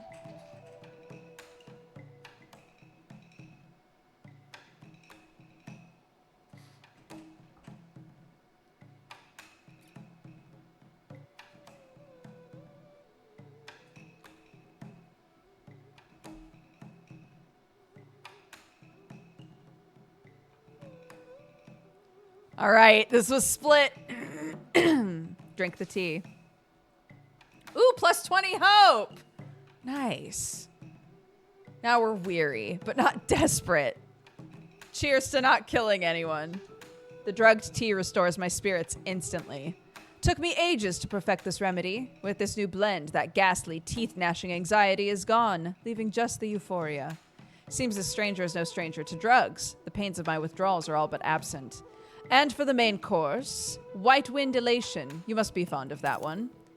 His light-hearted confidence seems like a front. I get the feeling he knows you better than he's letting on. Would someone please shut her up? This bloody stranger is already enough trouble.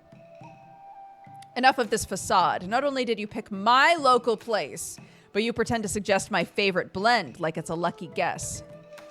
I know a little something about you, it's true, but it's part and parcel to my profession. I keep tabs on people who pique my interest. How have you been tracking me? Or, what is your profession exactly? Or, on with it then. You've tried my patience long enough.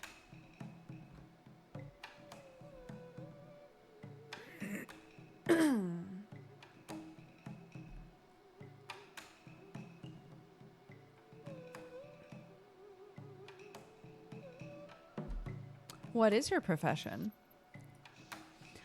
Let's say I look after Her Majesty's interests with great vigor when they align with my own. At first his cryptic speech was alluring, but now it's annoying. How have you been tracking me then?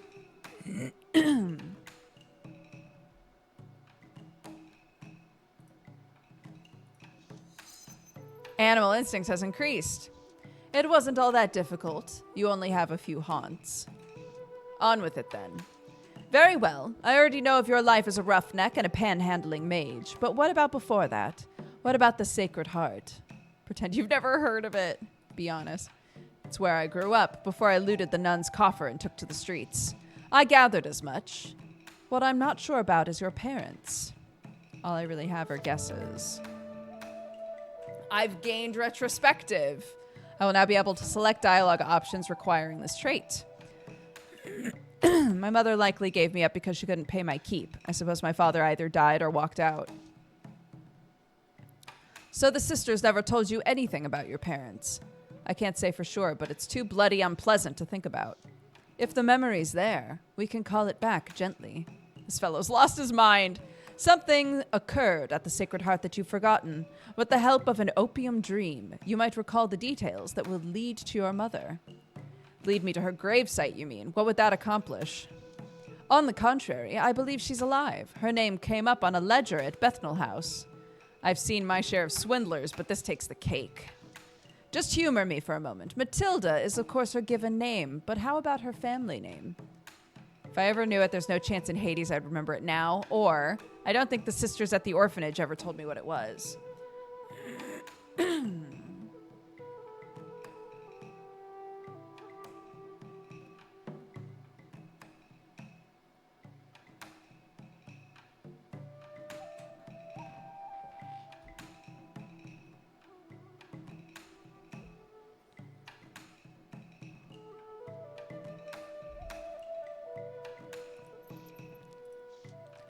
But if you could recall Matilda's family name, and it's on record at the orphanage, and matches the ledger at Bethnal House, you could prove her identity at the hospital, and by claiming kinship, set her free. That means digging up memories of the Sacred Heart, not exactly how I thought this night would unfold. I'm sure if my mother's alive, she's forgotten me, or, even if what you describe is possible, why should I want to find her? Or... Shut up! I don't like this.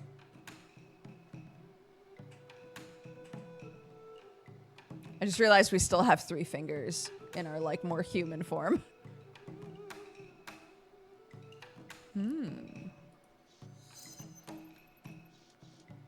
I don't mean to sway your opinion, but unless you can think back to those troubling times, you won't be worth more than the price on your head. A bounty I'm assuming you'd be happy to collect. That's right. Albeit less desirable, it's another way to ensure I won't have wasted my time. He's offering me a chance to live, but only if I draw up those memories. So, what will it be? The dream dose and a voyage between the banks of memory, or the death dose and the end of all your days?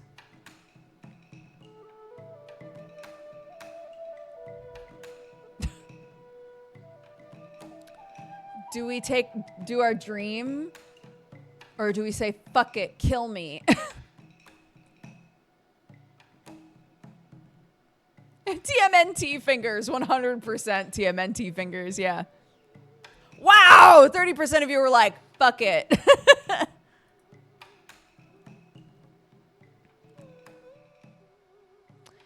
You take the stranger's offer, eager to lose touch with harsh reality and for a chance to recall everything that could lead to your mother's whereabout. Shortly after drifting away from consciousness, you find yourself being enveloped by a miasma of repressed memories, the stranger's recent inquiries reminding you of growing up in the Sacred Heart orphanage. Auntie Emma's warm embrace suddenly morphs into chilly restraints as remembrances of dooryard scuffles with bellicose orphans resurface. It's as if life's refusing to allow you to seek refuge from tangible hardships, no matter how potent your drug of choice for escapism is. This place, it's surely a dream, but it's all too familiar. You must find out what the stranger is seeking in your memories.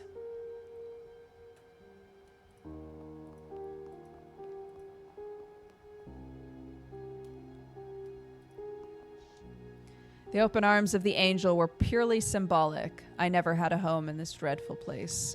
In truth, I spent most of my time traveling through fantasies, looking for a place to call my own. Never did find it, though. The courtyard is nothing but hard, packed sand and scruffy grass. Eloise, I assume is how you pronounce that, watches over the children at play. By this time, you were big enough to give as good as you got, and the ones who wouldn't fight you insulted you with abandon. I had to hold my own. I thought if I ran away, I could make it on the streets. Atticus, you'll be 12 years old in a week's time. There's something I need to tell you. What's the difference? I'm getting out of here as soon as I can. Now, Atticus, let's hear what she has to say. It's about your mother. I should have told you sooner, but I didn't know how. I'm sorry, Atticus. I wish I'd been more brave. At least you're telling me now before I quit this place. The day you arrived, there was a ring wrapped up in your blankets. You're old enough to have it now. Your mother left this, too. Eloise hands me an old piece of parchment, a note from my mother. Can you make out what it says? There's no message. I can't produce the memory. Or there's nothing written down. It's a blank piece of paper.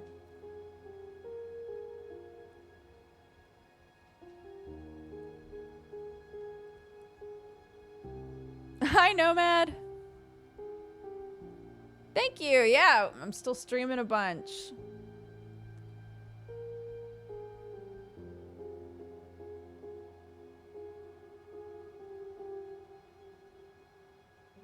We try to do like a coffee time style thing at the start of every stream. It's not exactly the same because I'm like responding to and talking to chat, but we still do a lot of the just like sitting with a cup of coffee and just talking about whatever. The truth will come in time. I'm sorry I kept this from you for so long. Did she ever come back for me? She came back half a year later and insisted you were her child. She mentioned the note and knew the date we found you on the steps. Why didn't I go with her? Hush. Eloise is coming to that. As your mother signed in at the registry, a horse and buggy drew up outside, and there was a terrible shout. Someone bowled over the sister at the door, and when this fellow burst in, your mother went stiff as a corpse. Could it have been my father? I don't know who he was, but he struck a panic in my heart. There was malice in his every step, a twitching, insidious man. He took your mother and never returned. Get me out of this nightmare. White Windylation is never like this. Perhaps you were too young to hear the tale. Hearing this from Eloise heartened me at the time, but it still didn't change the fact that I couldn't stand the Sacred Heart. After I fled the orphanage, I did search for my mother until I decided there was nothing I could do. Perhaps not then, but there is now.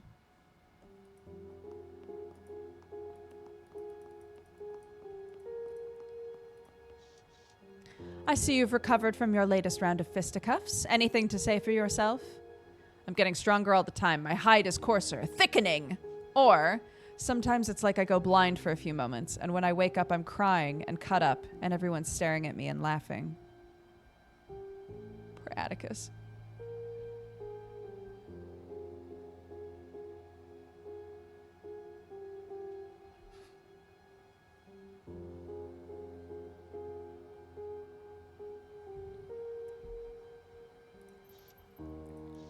You poor child, you've suffered long enough.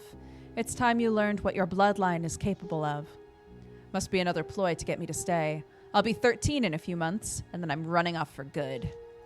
Being singled out as a minotaur, always having insults thrown at you, it's terrible.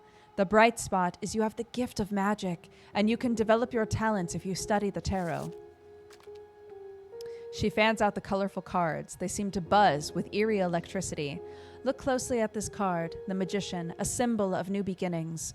One arm to the heavens and the other to the earth. He is a conduit between the spiritual and material realms. The Magician transmutes potential energy from its ethereal state into perceptible forms.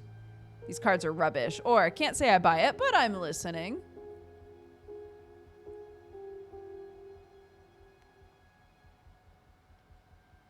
I'll stop it at 10.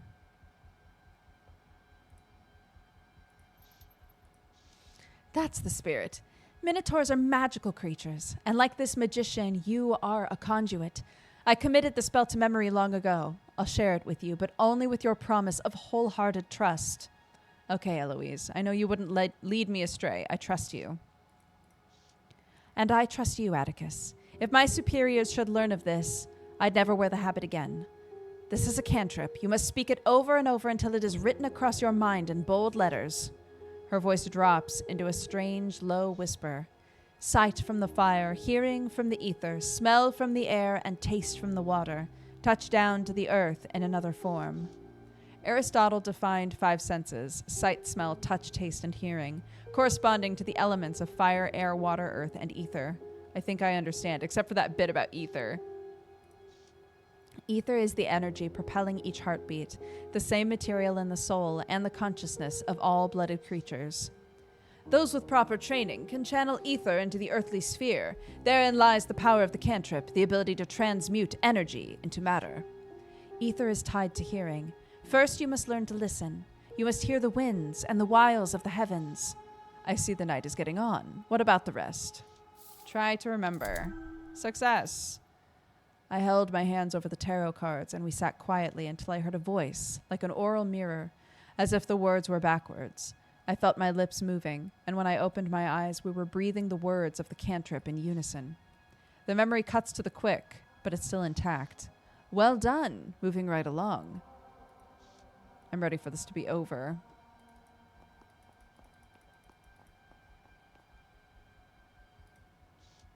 This was my bed, right next to Snyder. Here in the footlocker, I kept trinkets. Worthless, the lot of them. When midnight strikes, I'll be 13. Father Franco keeps the orphanage funds in the private office. That's my ticket out of here. Sneak by. No! What are you up for? If you're looking for the nun's candy stash, you can forget it. I already checked. Scare him. Or, say, Snyder, isn't old Franco due to give you a thrashing in the morning? Whoa. Or, Snyder the spider, you never stop spying on people, do you? Not even in your sleep. Being a minotaur with low animal instinct is intriguing. Yeah, I played this demo. We're still in the stuff that the demo covered currently. I played this demo with animal instinct as my highest stat, and this time it's my lowest. Ooh. Scare him. Okay. Easy. You can go back to sleep on your own, or I can send you on your way with a solid knock on the head. Actually, I am going back to sleep, only because that's what I want to do anyway. Great. Oh, peonies. These purple darlings brighten up the dreary place, picked fresh from the schoolyard by Leo. And a teddy bear. A teddy bear with a missing eye and matted mohair fur. It suffered the pitfalls of a rough life in the orphanage, just like the rest of us.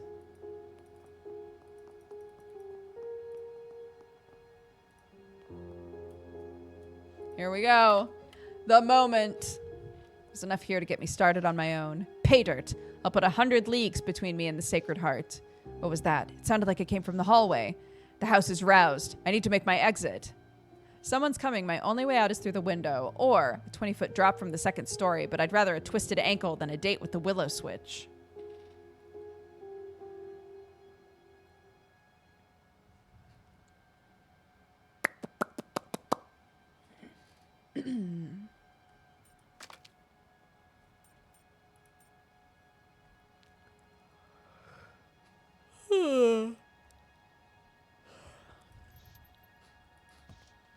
There's a voice in the corridor and a pale shape that emerges from the shadows.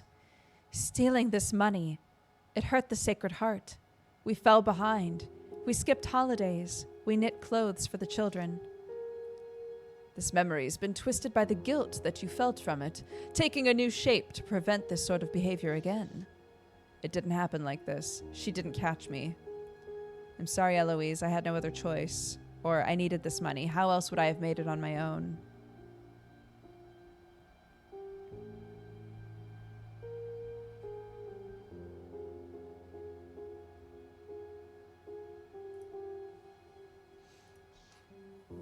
Sorry, Eloise. I had no other choice. There's always a choice. And there's still a way to make it right. Normally, I'd say that drifting into deep sleep would be a merciful release from reliving such memories. Yet something compels me to push on, to be put through the ringer, to face the greatest of foes, myself.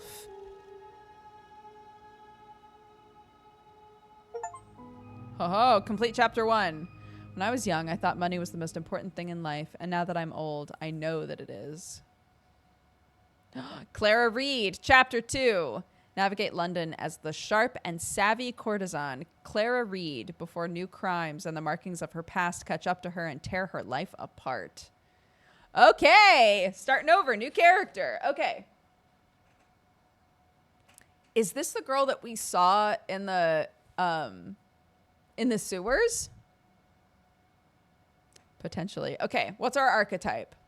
Clara uses her sharp wit and tact to navigate the perils of London's upper class. She's haunted by the choices of her past. Will she let those choices hold her back or search for a better future? Intuition. She learned to hone her sharp intuition from a young age. One can rarely hope to survive or thrive in tenuous situations if they haven't learned to listen to their gut. Quick on her feet and quick with her hands and quick to laugh. These are the tools that both disarmed most conflicts and left Clara with enough pep and verve to want to keep moving forward. Bookish and whip-smart since childhood, she took comfort in spending long hours in pursuit of knowledge, a shield against the pressures of the world and a sword against those who sought to control her. Or a social chameleon by necessity, Clara learns to say exactly what others need to hear. The right words can topple kings, or at least keep you unperceived for another night. Okay, we'll make a poll. So it's intuition, grace, intellect, and tact.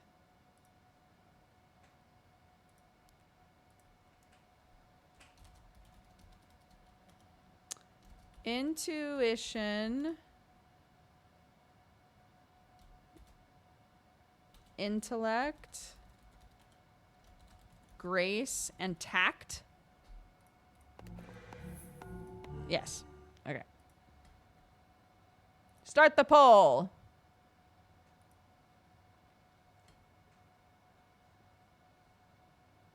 Who is Clara Reed? Your ability to navigate the social world smoothly, saying the right things, being the right person, and managing to offend only the right people. Intellect is the pursuit and application of knowledge and logic. A wry wit, a cunning deduction, and subtle manipulation are the markers of intellect. Grace refers both to one's physical condition as well as connection to one's social groups, the joy and expertise of movement, and the joy and protection of companionship. Which one won? Tact. Oh, it's still going. What was the last one? Oh, intuition? The nagging feeling at the back of your mind, the instinct that something is either very wrong or perhaps very right, at times irrational but always persistent. I don't know who Clara is, but she's looking highly kissable. We finished chapter 1 with Atticus. Tact is what we're going with. Okay. We finished chapter 1 with Atticus. Chapter 2, we play as a different character named Clara Reed. And chat just voted on what archetype we're starting her with. Tact. Again, a social chameleon by necessity. Clara learns to say exactly what others needed to hear. The right words can topple kings or at least keep you unperceived. Major arcana is the moon. And our trait is chameleon. You can blend in with many social circles and find it easy to pretend to be what you're not. Sick. All right, let's go.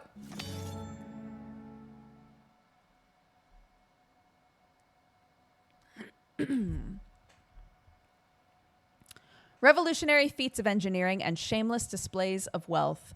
A common sight in London, yet rarely does one come across that which combines technological prowess and financial abundance. Enter Silas's airship, its gilded frame and sheer size literally and figuratively casting a deep shadow over the city's slums and wealthy districts. Shafts of sunlight filter through windows that wrap around each of the airship's rooms, bathing them and their occupants in a warm glow. Pipes and polished wooden floors rumble to the spinning of the airship's propellers. You feel like you're standing within a slice of the future. Morning already. I can't stay here forever. Still have much to do before I leave London. Good thing Silas already delivered my payment. He was up before me. I wonder if he's still aboard the ship. Taking the atmosphere. I failed! Oh my god, my very first roll. Can't be sure what he's up to, but I do hear him bustling around somewhere. He rarely lets me leave without ensuring our next appointment is set. My head still aches from all the whiskey he was pouring me last night. Or, last night was no bed of roses, but it wasn't all bad. At least once I've quit London, I won't have to entertain Silas anymore.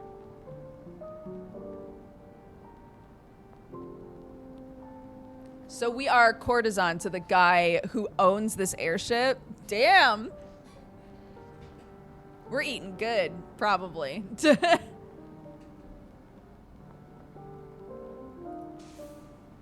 +5 hope. Nice. He's a Cyclops. Sick. Is that you, sweet thing? Up at last, are we? Better get going. Too busy to lay abed. What about my chiffonnier? Another night wearing this perfume will drive me mad, but Silas always gives bigger tips when I wear his gifts. Another dreadful night or one more day in London. I must choose the lesser evil, I suppose. Take the perfume or leave it.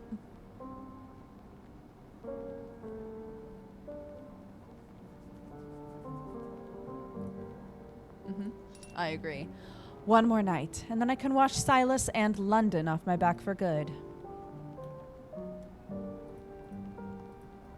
Anything else in my room? No. A small but carefully curated selection of wines and one bottle of good gin. Strangely distinct in a high society way, judging by the label, Silas named this brand of gin after his wife, perhaps as an attempt to make amends. If I fancied it for myself, now's the time. The Cyclops is dead to the world. Take a furtive look at the rack, or I wouldn't be much of a guest if I got my fingerprints on this man's booze.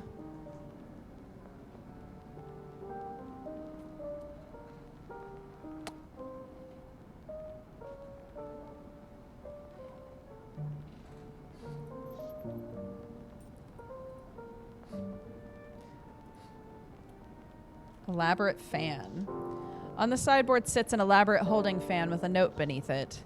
In prim and proper cursive it reads, "A token of my affection," and further down, "A trinket of fascinating complexity and refined beauty, a fitting gift for my dear Miss Clara Reed." That's actually quite thoughtful of him. Pretty little thing, isn't it? Quite bulky for an accessory, however. Fan collector. Okay.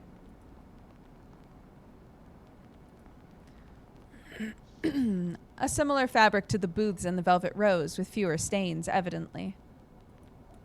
Oop. Phonograph.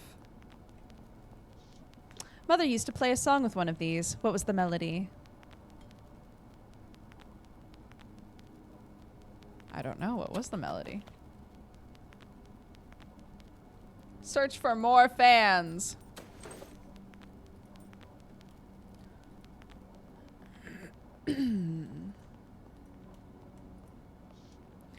Terracotta, chipped amethyst. I wonder who stole the original.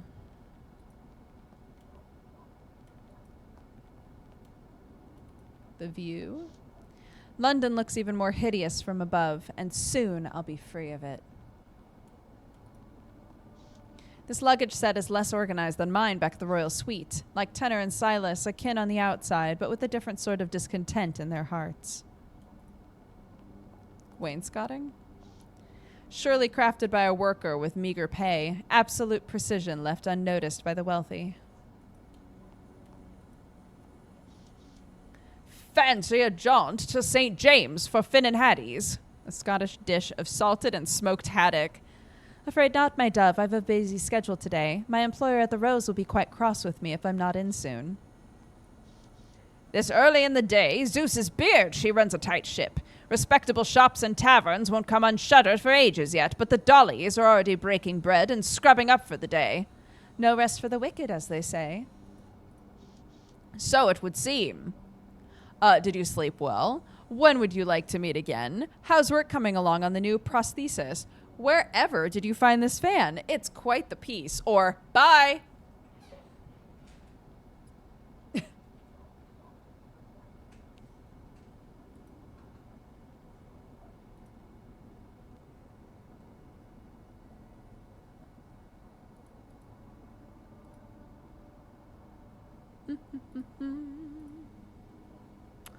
Number 4. Wherever did you find this fan?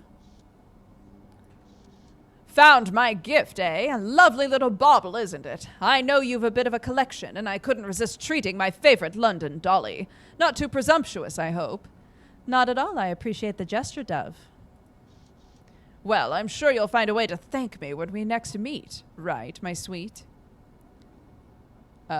Sleep well. When would you like to meet again? How's work coming along on the new prosthesis?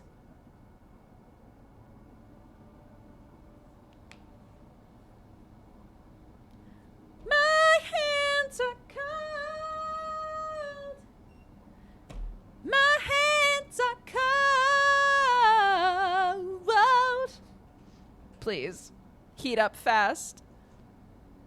It's on a timer, so it turned off.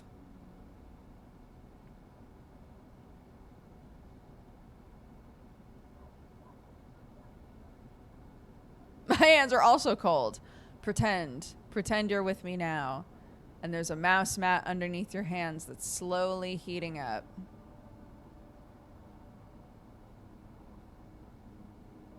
Feels good, man.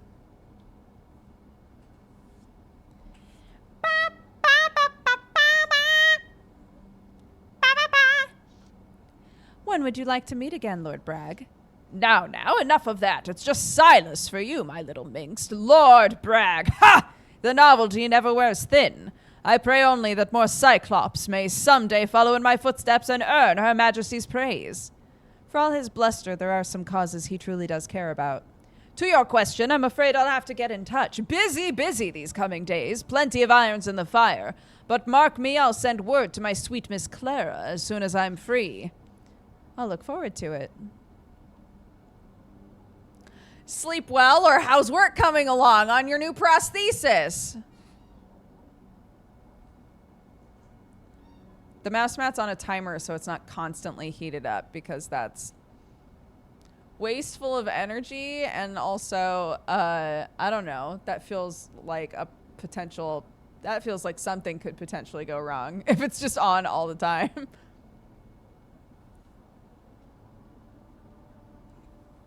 I have it on a timer because I don't trust myself to remember to turn it off, is the short answer.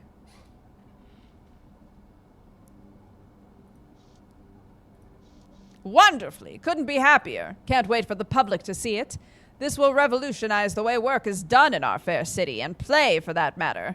Would be launching ahead of schedule at this rate if only the blasted foreman could do his job. Trouble on the production line?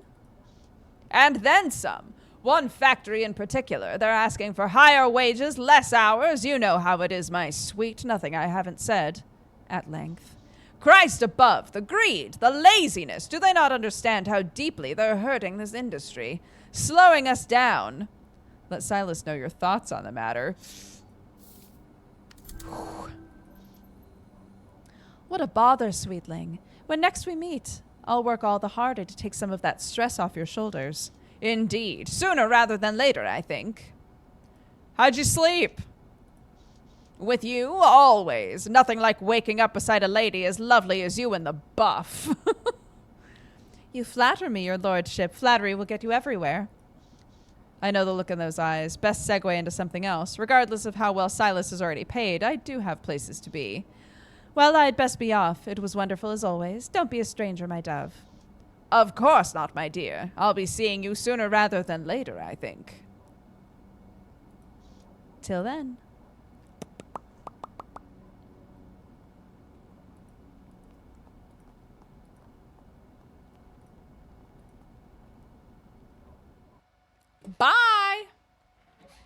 Soft light breaks through the dense London fog and falls across the leafing paint of the fishmonger's stalls.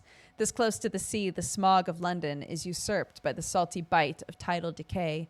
Fish bones and English waste mingle on the edge of the metropole, coating the stone walls of the quay and cobbles below in a thin and foaming slick. Escape is close at hand, and the tawdry cavern, which has been your living tomb, shall be no more, fate's willing. When they search for you in the morning, they'll find little more than an empty room with its door flung wide. One more night of this. Why do I get the feeling something is gonna go wrong here? Why do I feel like this isn't just gonna be one more night and then we're done? Ah, the nostalgic reek of London's ports. It's a fine day by London standards, quite nearly refreshing. Almost a pity to spend it bustling about making plans for my egress. I wonder if I'll miss it. At least it saves me from a morning stroll with Silas, or this dreary, fog-swamped city can't be left quick enough.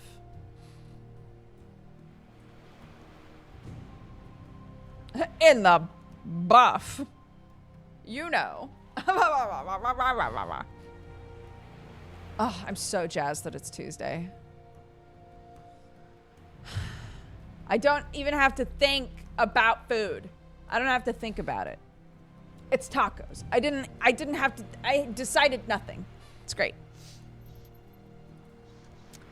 My musings are cut short by the hacking gasp or cough of a longshoreman some way off a ways, hauling his cargo for the day. Best not to keep Green Street waiting, though I will indeed miss London, I suspect. Or, that's more than enough mawkishness for now. Green Street should be around here somewhere. For me, it was Tuesday.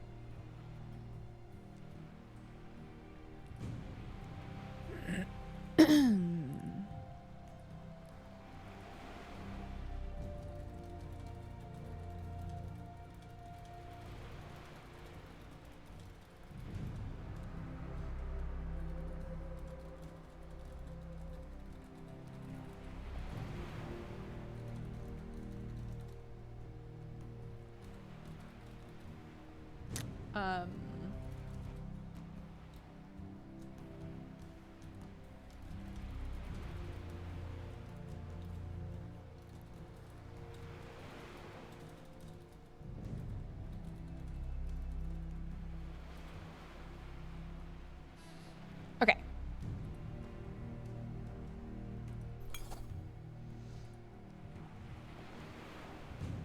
Go to the street level. No, the last couple of times that we've gone to get fish and chips, it's been closed. And I don't know if there's like something going on there or what.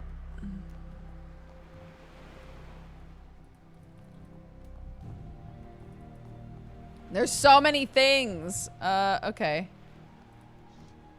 A raven's nest, abandoned. No, ransacked. Likely by a rogue automaton pigeon while the nest's inhabitants were away. The centaur dockhound has clearly been through it. She must have a rap sheet a mile long. One of Molly's better qualities, she protects her flock from the law. All right there, I'm Clara Reed, an associate of Molly's. Huh. I've never seen you before. I'm usually good at spotting those who stand out. Any road. I'm Helena Bailey. I'm what you might call a private contractor now. Or, Molly and I used to run together in the old days. It's been some time since we parted ways.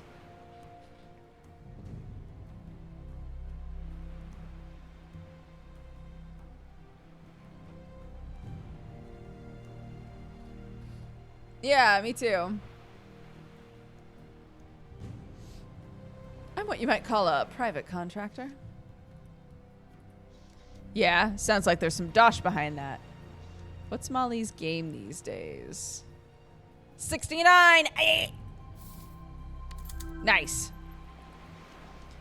She started this fake charity, Queen of Spades. It's supposed to raise money for unemployed flu fakers, but instead it comes straight to us. Brilliant. Yes, very clever. Look, I'm a bit busy here, so, you know. Seems that's all I'm gonna get from her. Some gears and cogs. Am I also gonna meet Teddy? Knickknacks and spare parts scattered about the ground. Take 'em. Docking rope. Sturdy wire rope for keeping boats moored to the piers. A fisherman. Hard for one's proverbial sails to catch wind in this city. A sea dog like me is perpetually adrift. A maritime mixing of metaphors, enough to make me seasick. Ask for a cigarette. All the more reason to seek one's fortunes elsewhere. Good luck to you, sir, in any case. Or, it is dire straits, particularly for the poor. Let's hope the future holds promise for us all. Yeah, mechanically, it is very, very, very similar to Disco Elysium. Some might say exactly like Disco Elysium, but the setting is completely different. Oh, 36% on 1 and 3. Eeny, meeny, pepsidini, ah, ba, boobalini, atcha, patcha, liberacha, I love you. Ask for a cigarette. Pardon me, sir, but could I borrow a cigarette? I don't see why not. Good for the Constitution, you know. It says it's already added to the inventory.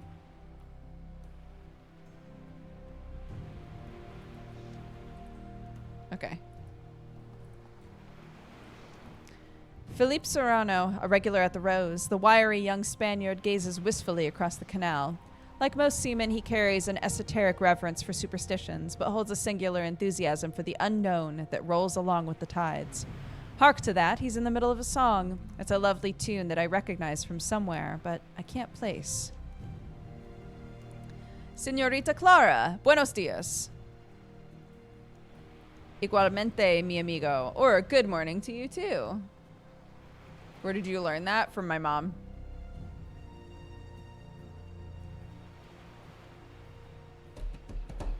That's what my mom does.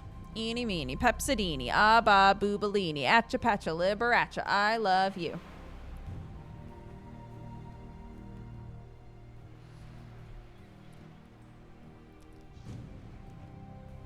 Spanish for same to you or likewise. My apologies, Clara. Estuve en las nubes? My head was in the clouds.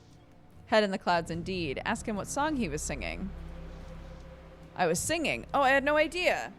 Your baritone could really use some work, Philippe. Or, I only understood a few words, but it sounded passionate.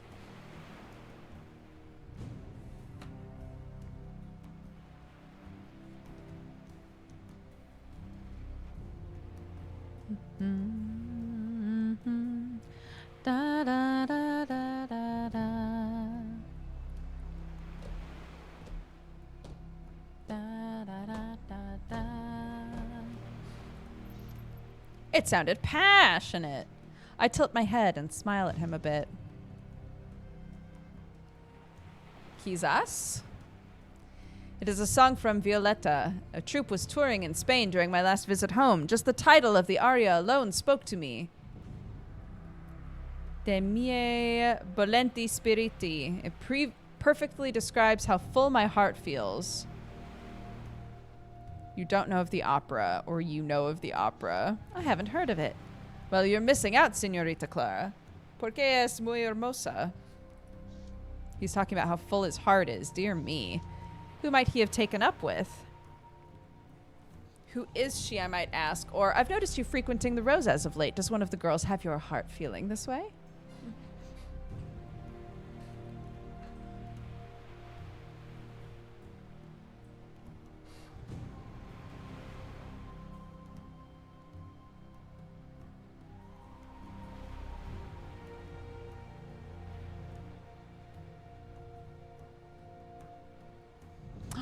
$50-50. Let's flex a different skill. I've noticed you frequenting the Rose as of late. I fear that the devil will yank the rug out from under me if I tell you who. I have rarely been so lucky in love. And she reciprocates? Or, Philippe, you don't need to go to a call house to find love.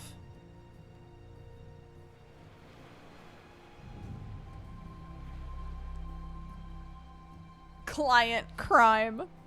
Never fall in love. Okay. And she reciprocates? Si, because at first she took my money, but last night she did not. She pressed it back into my palm and kissed me. Esto es peligroso para ella. This is dangerous for her, but this is the way it is so often in love, isn't it, Clara? Ay, Dios mío. When I was walking home, I felt as if... The fisherman's words fade as I grapple with what he's revealed. In this line of work, there is a rule that reigns supreme. You always accept payment. Even if her actions are sincere, she has reaped a disservice on all of us. Tup a penniless cobber, and their payment should be mending your most worn shoes. The price of our company is our protection, what little we have. When word gets out that a client has become an exception, every Tom, Dick, and Harry assumes they'll be the next one. I'd like you to have a Pollock on the house. I quash my inner monologue just as he ends his. I haven't the faintest idea why he's offering me a fish. Did I drift off for that long? Gracias. Can you believe this all came up the Thames this morning? The new steamships are a wonder. He points toward a near-bursting net wiggling with fish. My heart is filled to abundance, and now my net is too? It has to be a sign. That's lovely, Philippe, but you said it yourself. The girl may be in danger because of this. Who is she? Lo siento, señorita Clara. Let the Pollock double as an apology as well. Every seaman here will tell you the fates are fickle, and I cannot tempt them by telling you her name. Not until I have her answer to a very precious question. Precious? He's planning to propose. As they say, only fools rush in. Well, I hope the fates will look kindly upon you. Or, overcome with passion as you are, I imagine you'll ask her tonight. Are we criming? We are not criming. No. But this guy's in love with, I'm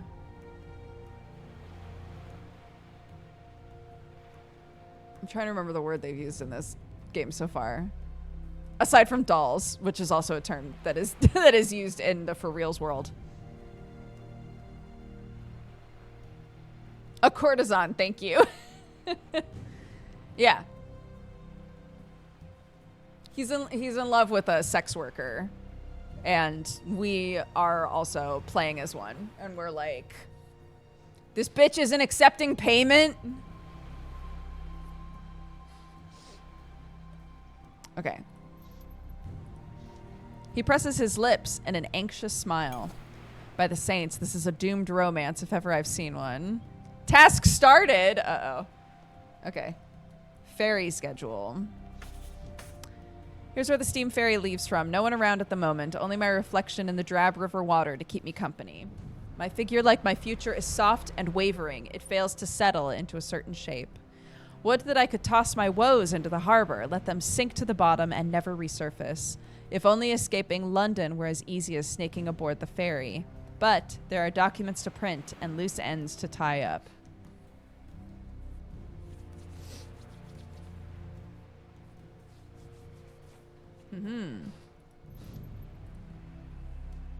Indeed. Okay. Bye!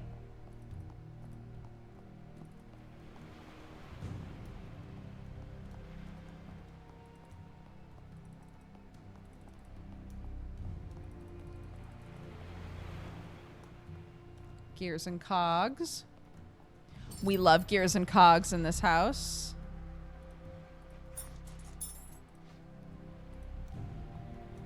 Slag pile. Coal tailings from the warehouse. Steam requires coal, but the byproducts, gypsum, slag, and fly ash, can be reused. Abrasives, cement, roofing materials, just to name a few. Who knows how long this will sit here before anyone repurposes it? I would assume it was piled by one of the trash processing automatons employed by Arsenal. Green Street. There's Green Street, a Canadian smuggler who endures the brutality of nature and the unforgiving ocean in the name of profit. A pity to have to turn to him for passage across the pond, but my options are rather limited. Miss Reed. Mr. Greenstreet. Satiate my curiosity for a moment. Why do you need me when you have such prestigious bedfellows as Lord Braxton? Your curiosity will be left wanting, I'm afraid. Or, in my line of work, one learns it is foolish to ask a favor from one's clientele. Or, goodness, undermining your competence before my money is even in your hands. Quite honest of you, Greenstreet. I love that answer.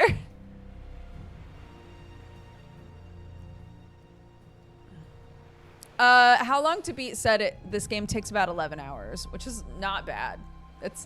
I expect narrative games like this to be like 20 hours, but apparently this one isn't.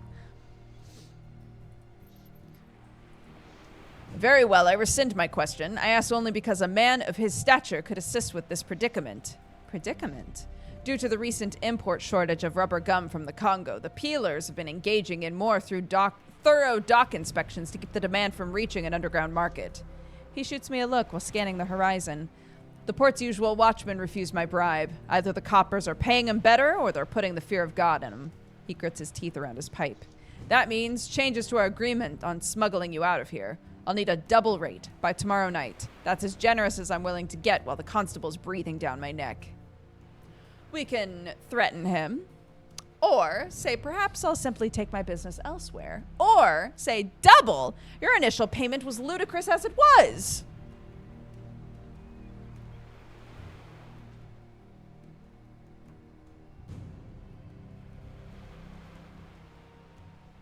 It's 3:30 already? It's so light for 3:30. Cool.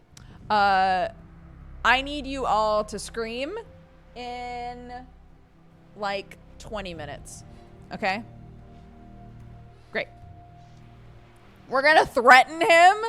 It is an unlikely skill check, but let's go.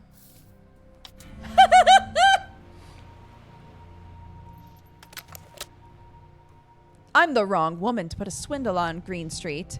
Greenstreet removes his pipe and leans in close. Put that away, Miss Reed, for both of our sakes.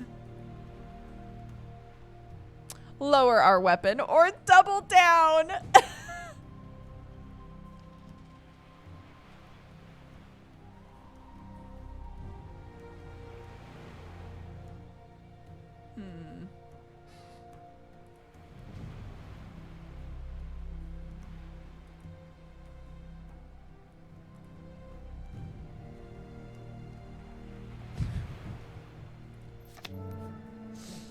The Emperor. This character has gained the stubborn trait and will now be able to select dialogue options requiring it. You'll be a man with a hole in his chest if you don't do as I say, and I say the price stays as it is. We're not going anywhere. Whores swarm to seaports like bees to a hive, but I have yet to meet one who can steer a ship. He's right, though. I need him alive. God's teeth, how I hate to back down. You have two choices. Bring me the money, make a clean break, or use that derringer and add to the list of the crimes you're running from. It's impossible to get that amount of time in such a short amount of that much money in such a short amount of time. You're a clever woman. You'll figure something out. I suppose I'll have to. Chin up, Miss Reed. It's not all so dour. Lesser miracles have already happened. My contact pulled through. He takes a leather bifold wallet from his breast pocket. Go on, take a closer look. I untie the leather tassel and reveal the pleated papers. There's even an authentic-looking wax stamp. A new identity, mine for the taking. This alone is a small fortune. Your tale is you've come to the Dominion of Canada to claim inheritance from your great uncle who served as a soldier under Napoleon. That's a neat story. With the coup going on in France, any attempts to verify my familial origins would be a nightmare. I'll be taking that back for now. You're sure they won't be able to tell it's forged? Or how am I meant to measure its legitimacy if you won't let me look? Rule number one of gaming, always double down.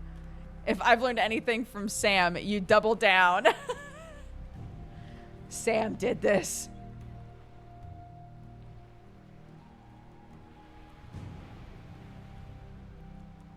Hi, Cookies. I really like it so far, yeah. If you liked Disco Elysium, it's got all the stuff from Disco Elysium that was fun.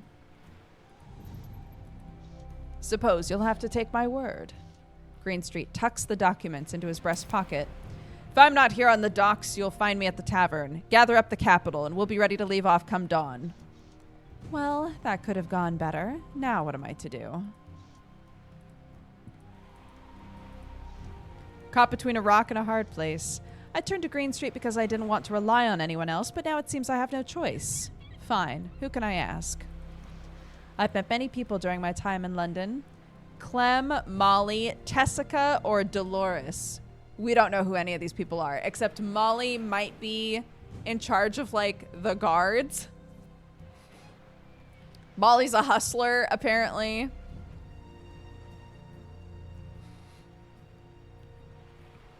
No voice acting. No, but keep in mind, Disco Elysium didn't have voice acting until it had already sold a bunch.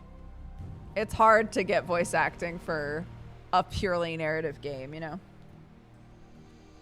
Molly it is!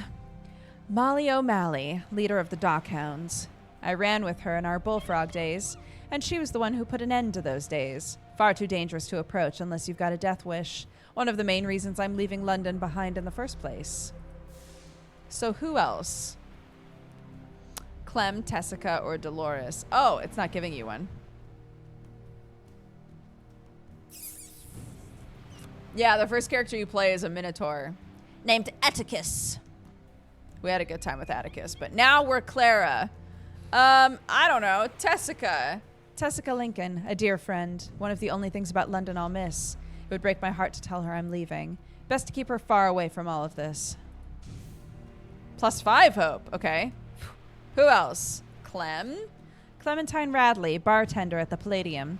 Best not to tell her. But she's good for gossip. Might be she has a lead-in on some tin-making opportunities. It's worth a shot at least. And Dolores. Dolores Chen runs the laundry in the Red Lantern District. The finest fence in London. We've done business before, and she's always treated me right. Might be time to pay her a visit. Okay.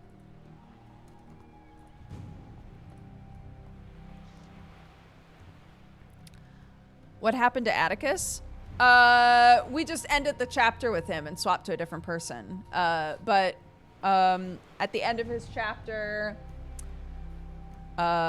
we were in like a drug house with a masked stranger who is basically like, I work for the Queen.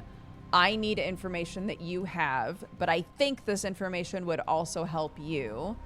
And we were like, we don't know you, like, fuck off, right? Maybe I don't even want that information, right? And essentially, I'm trying to say this as spoiler-free as possible because some of you have shown up and been like, there's a Minotaur?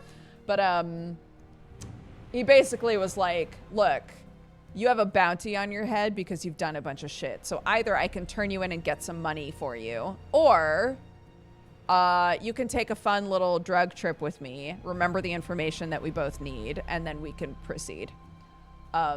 So we took a little drug trip.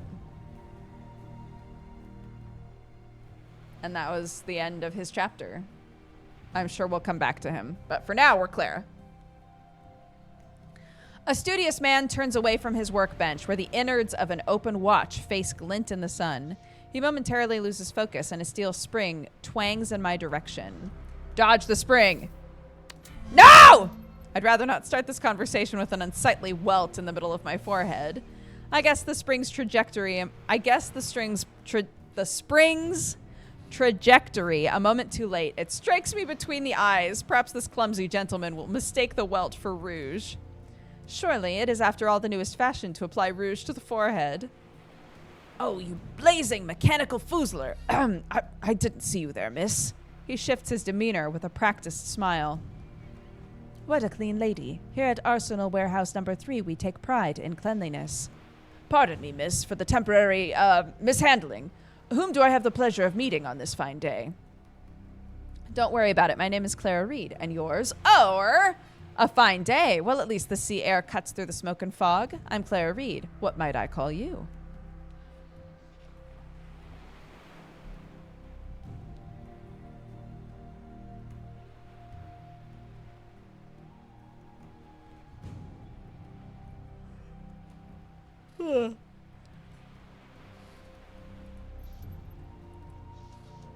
Dante Ziegler, at your service. What brings you to the wharf? Is this not a butchery? What a terrible mistake. Or, I was just passing by. I thought I would stop a moment to see what you're working on.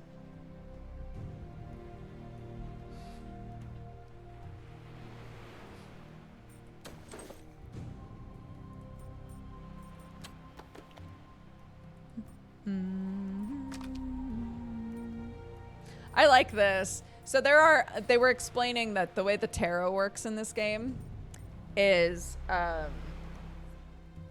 there are certain tarot you can only get with certain characters. So we currently have 3 tarot with Atticus, and we have 2 tarot with Clara. You start off with 1, so we'll probably unlock a second one in this chapter. But I don't know if potentially you can get all of them in a playthrough. But this will slowly like fill up as you play the characters, which is fun. I just wanted to see what you were working on. Ah, well, I beg your pardon again, Miss Clara, but I'm a bit busy at the moment. Busy waiting, that is, for my illustrious employer to finally arrive and give the orders of the day. Lord Braxton at Arsenal. Lord Braxton wears wonderfully clean suits. That means he is a good man. Oh no, who's gonna tell the automaton? The man can be an absolute tyrant to his employees whilst managing to completely ignore them at times. Makes me wonder what he's up to in his private life, but I'm not one to pry. It doesn't seem like this man knows about my vocation. I've heard that there are some remarkable goings-on at Arsenal. Or, funny you should mention him, Lord Braxton and I are intimately acquainted.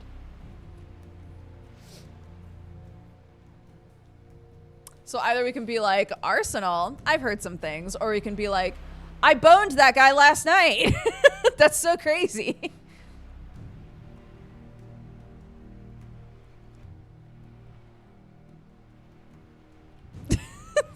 You guys don't want to say this one. I've heard there are some remarkable goings-on at Arsenal. Like you wouldn't believe, Lord Braxton has his fingers in all kinds of pots. High, low, and everywhere in between. I take it you're the sort to collect and pay for cogs. Oh, not Teddy.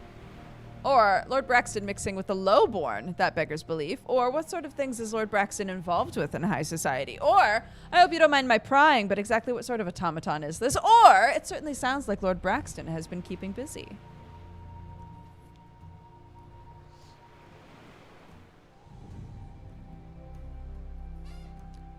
What sort of automaton is this? The kind that gives me a headache. I am designated trash retrieval and processing unit.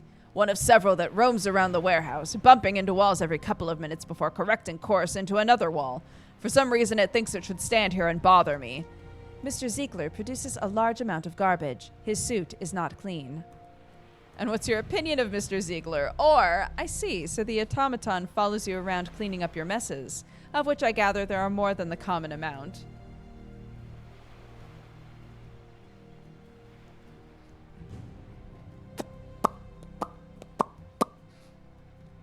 Dun, dun, dun. 5 minutes until you scream, chat.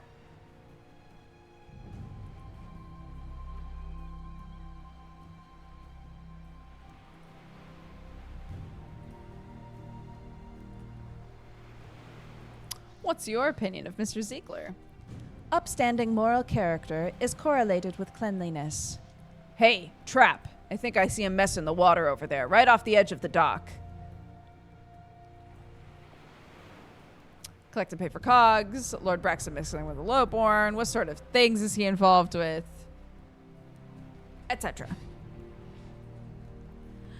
Prepare the screams! Start clearing your throats now so you can be heard across the dimensions. Lord Braxton missing with a lowborn. I doubt a fine lady such as yourself would have seen such things, but certain undesirable elements have been seen traipsing around with mechanical augmentations. Some say they bear the arsenal maker's mark. Scandalous. Molly and the Dockhounds in bed with Silas. I guess I'm not the only one. Do you buy cogs? Or, and what's Lord Braxton doing with rich people? Or, well, sounds like everybody's really busy with stuff.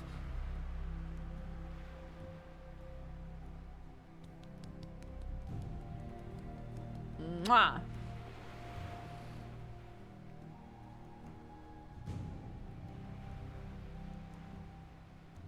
47% for both. We'll ask that. We'll do the cog thing last. Don't tell anyone I said so, but the industrialists are the real power in this country. Parliament merely their mouthpieces. Despite that, it would seem that ruling from the shadows isn't quite enough for these blokes. I've heard Arsenal is some kind of endgame scenario in the works. So Silas is scheming to change things. I wouldn't call that news. But the way this fellow says endgame makes me a bit nervous. I take it you collect quarks? Sharp eyes on you. Indeed, I'd be happy to take any cogs out of your pockets and fill them with money. Okay. Yum yum. Busy, right. It's been a pleasure, Miss Clara. I'm afraid I need to get back to my project. Good day. And they say women are gossips. I can't imagine what this man would reveal with a few drinks. Loose lips sink airships. Can I go on the ship? No. Green Street is my only ticket out of here. Don't piss him off.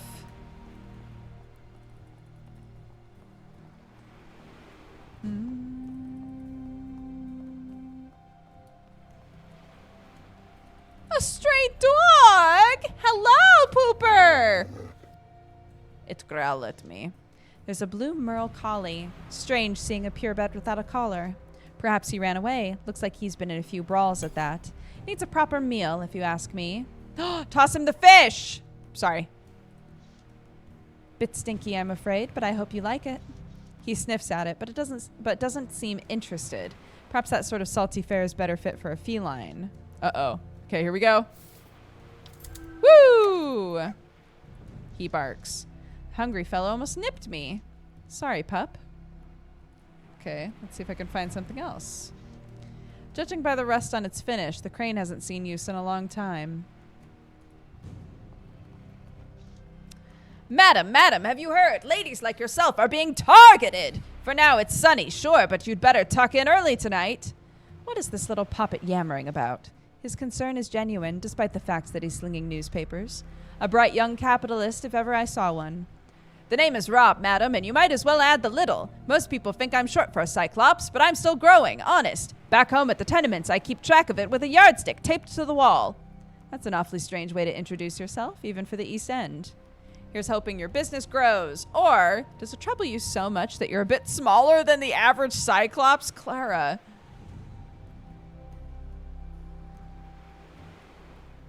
Why would we say that?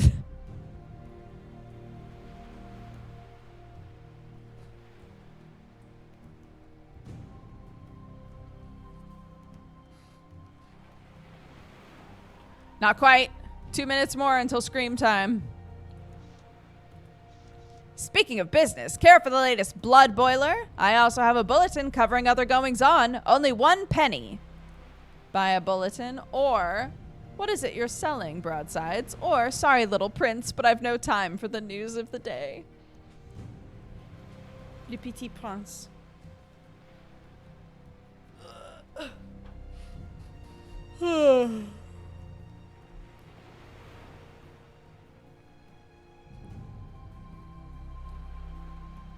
Buy a bulletin. A woman of ill repute met a grisly demise in the East End last night, just days from the full moon. The sinister assailant left a body stripped of vital organs and bearing marks suggesting feral claws. St. John's Cathedral is offering a service on her behalf, alms appreciated. See, madam, that story's so hot off the press it might catch your fingers afire. Watch out. It's not fire I'm worried about. I'm gonna say, oh, never mind. What is it you're selling? Broadsides and choirs of sheet music, not to mention the latest on the courtesan killer. A story that could well have been written about me should Lady Luck abandon me. Here's a shilling, keep the broadside. Tell me what you've heard about this mystery killer. Okay, I'll finish this conversation with the kid and then I'll get going. Everyone's got their own pet opinion, but I think the ladies have been killing themselves. I heard from a chap at the tavern who had it from a stevedore, a dock worker. People have been having these fits where they tears themselves apart. Looks just like they was chopped up by a hatchet. I'll reserve judgment on that particular theory, Rob. I suppose any theory is better than what the coppers have presented, which is bluntly nothing.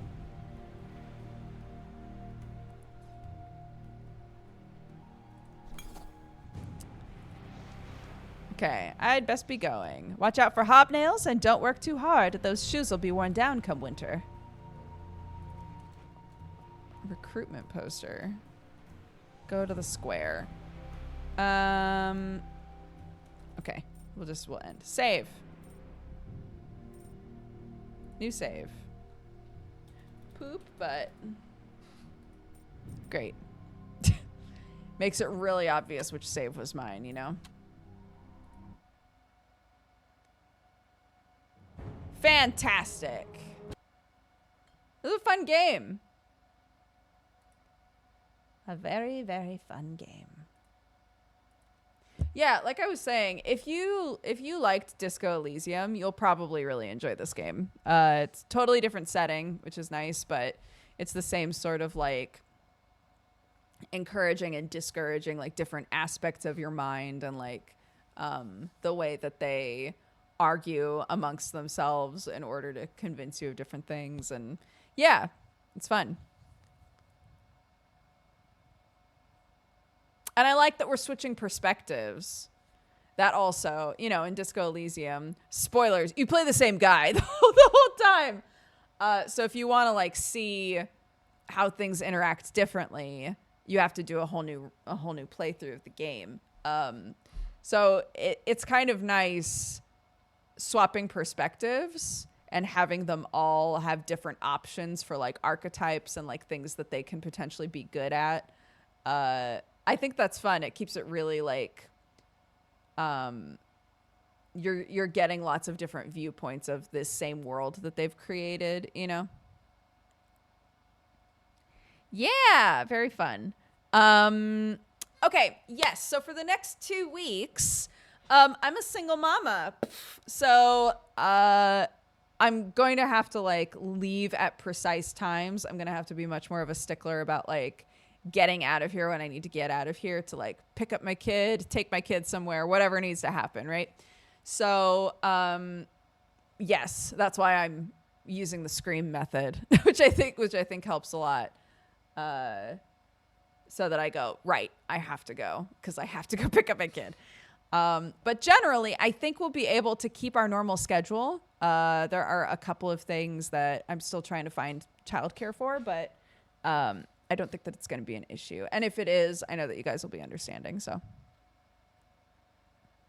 Clark is going to be 6 in April.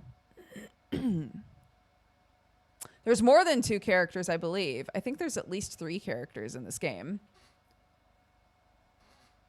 We shall see. Anywho, I'm going to go. We have no plans for tonight. There's no extra stream or anything.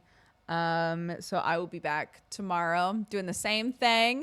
We've had a lot of people come in today saying that they haven't seen me in forever. So thanks for swinging by. Thank you for saying hi.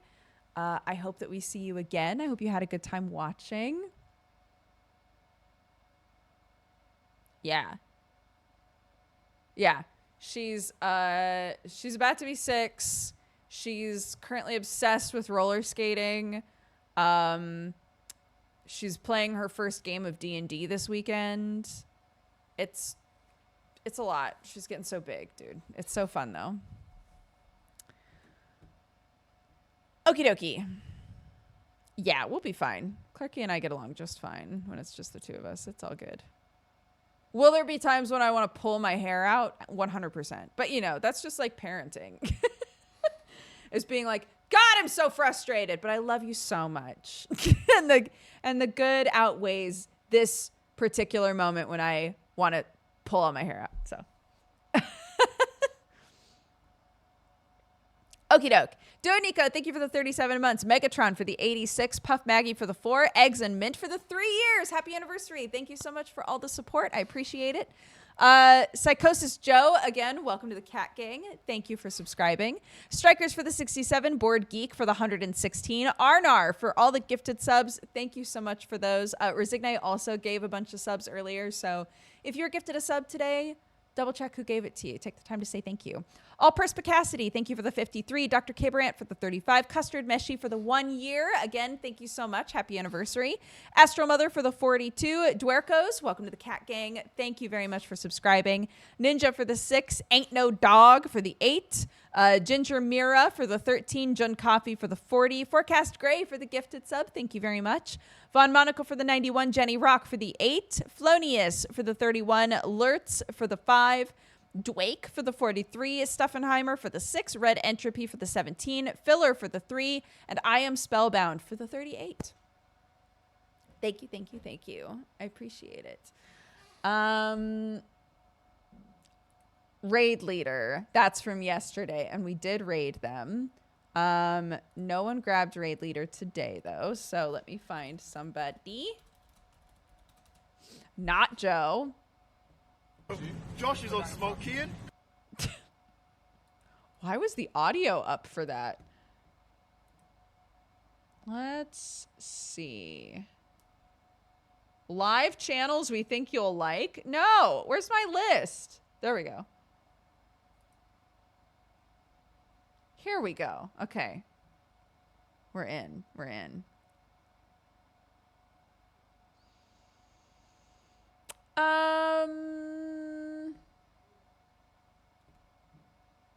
Let's go say hi to Hat Films.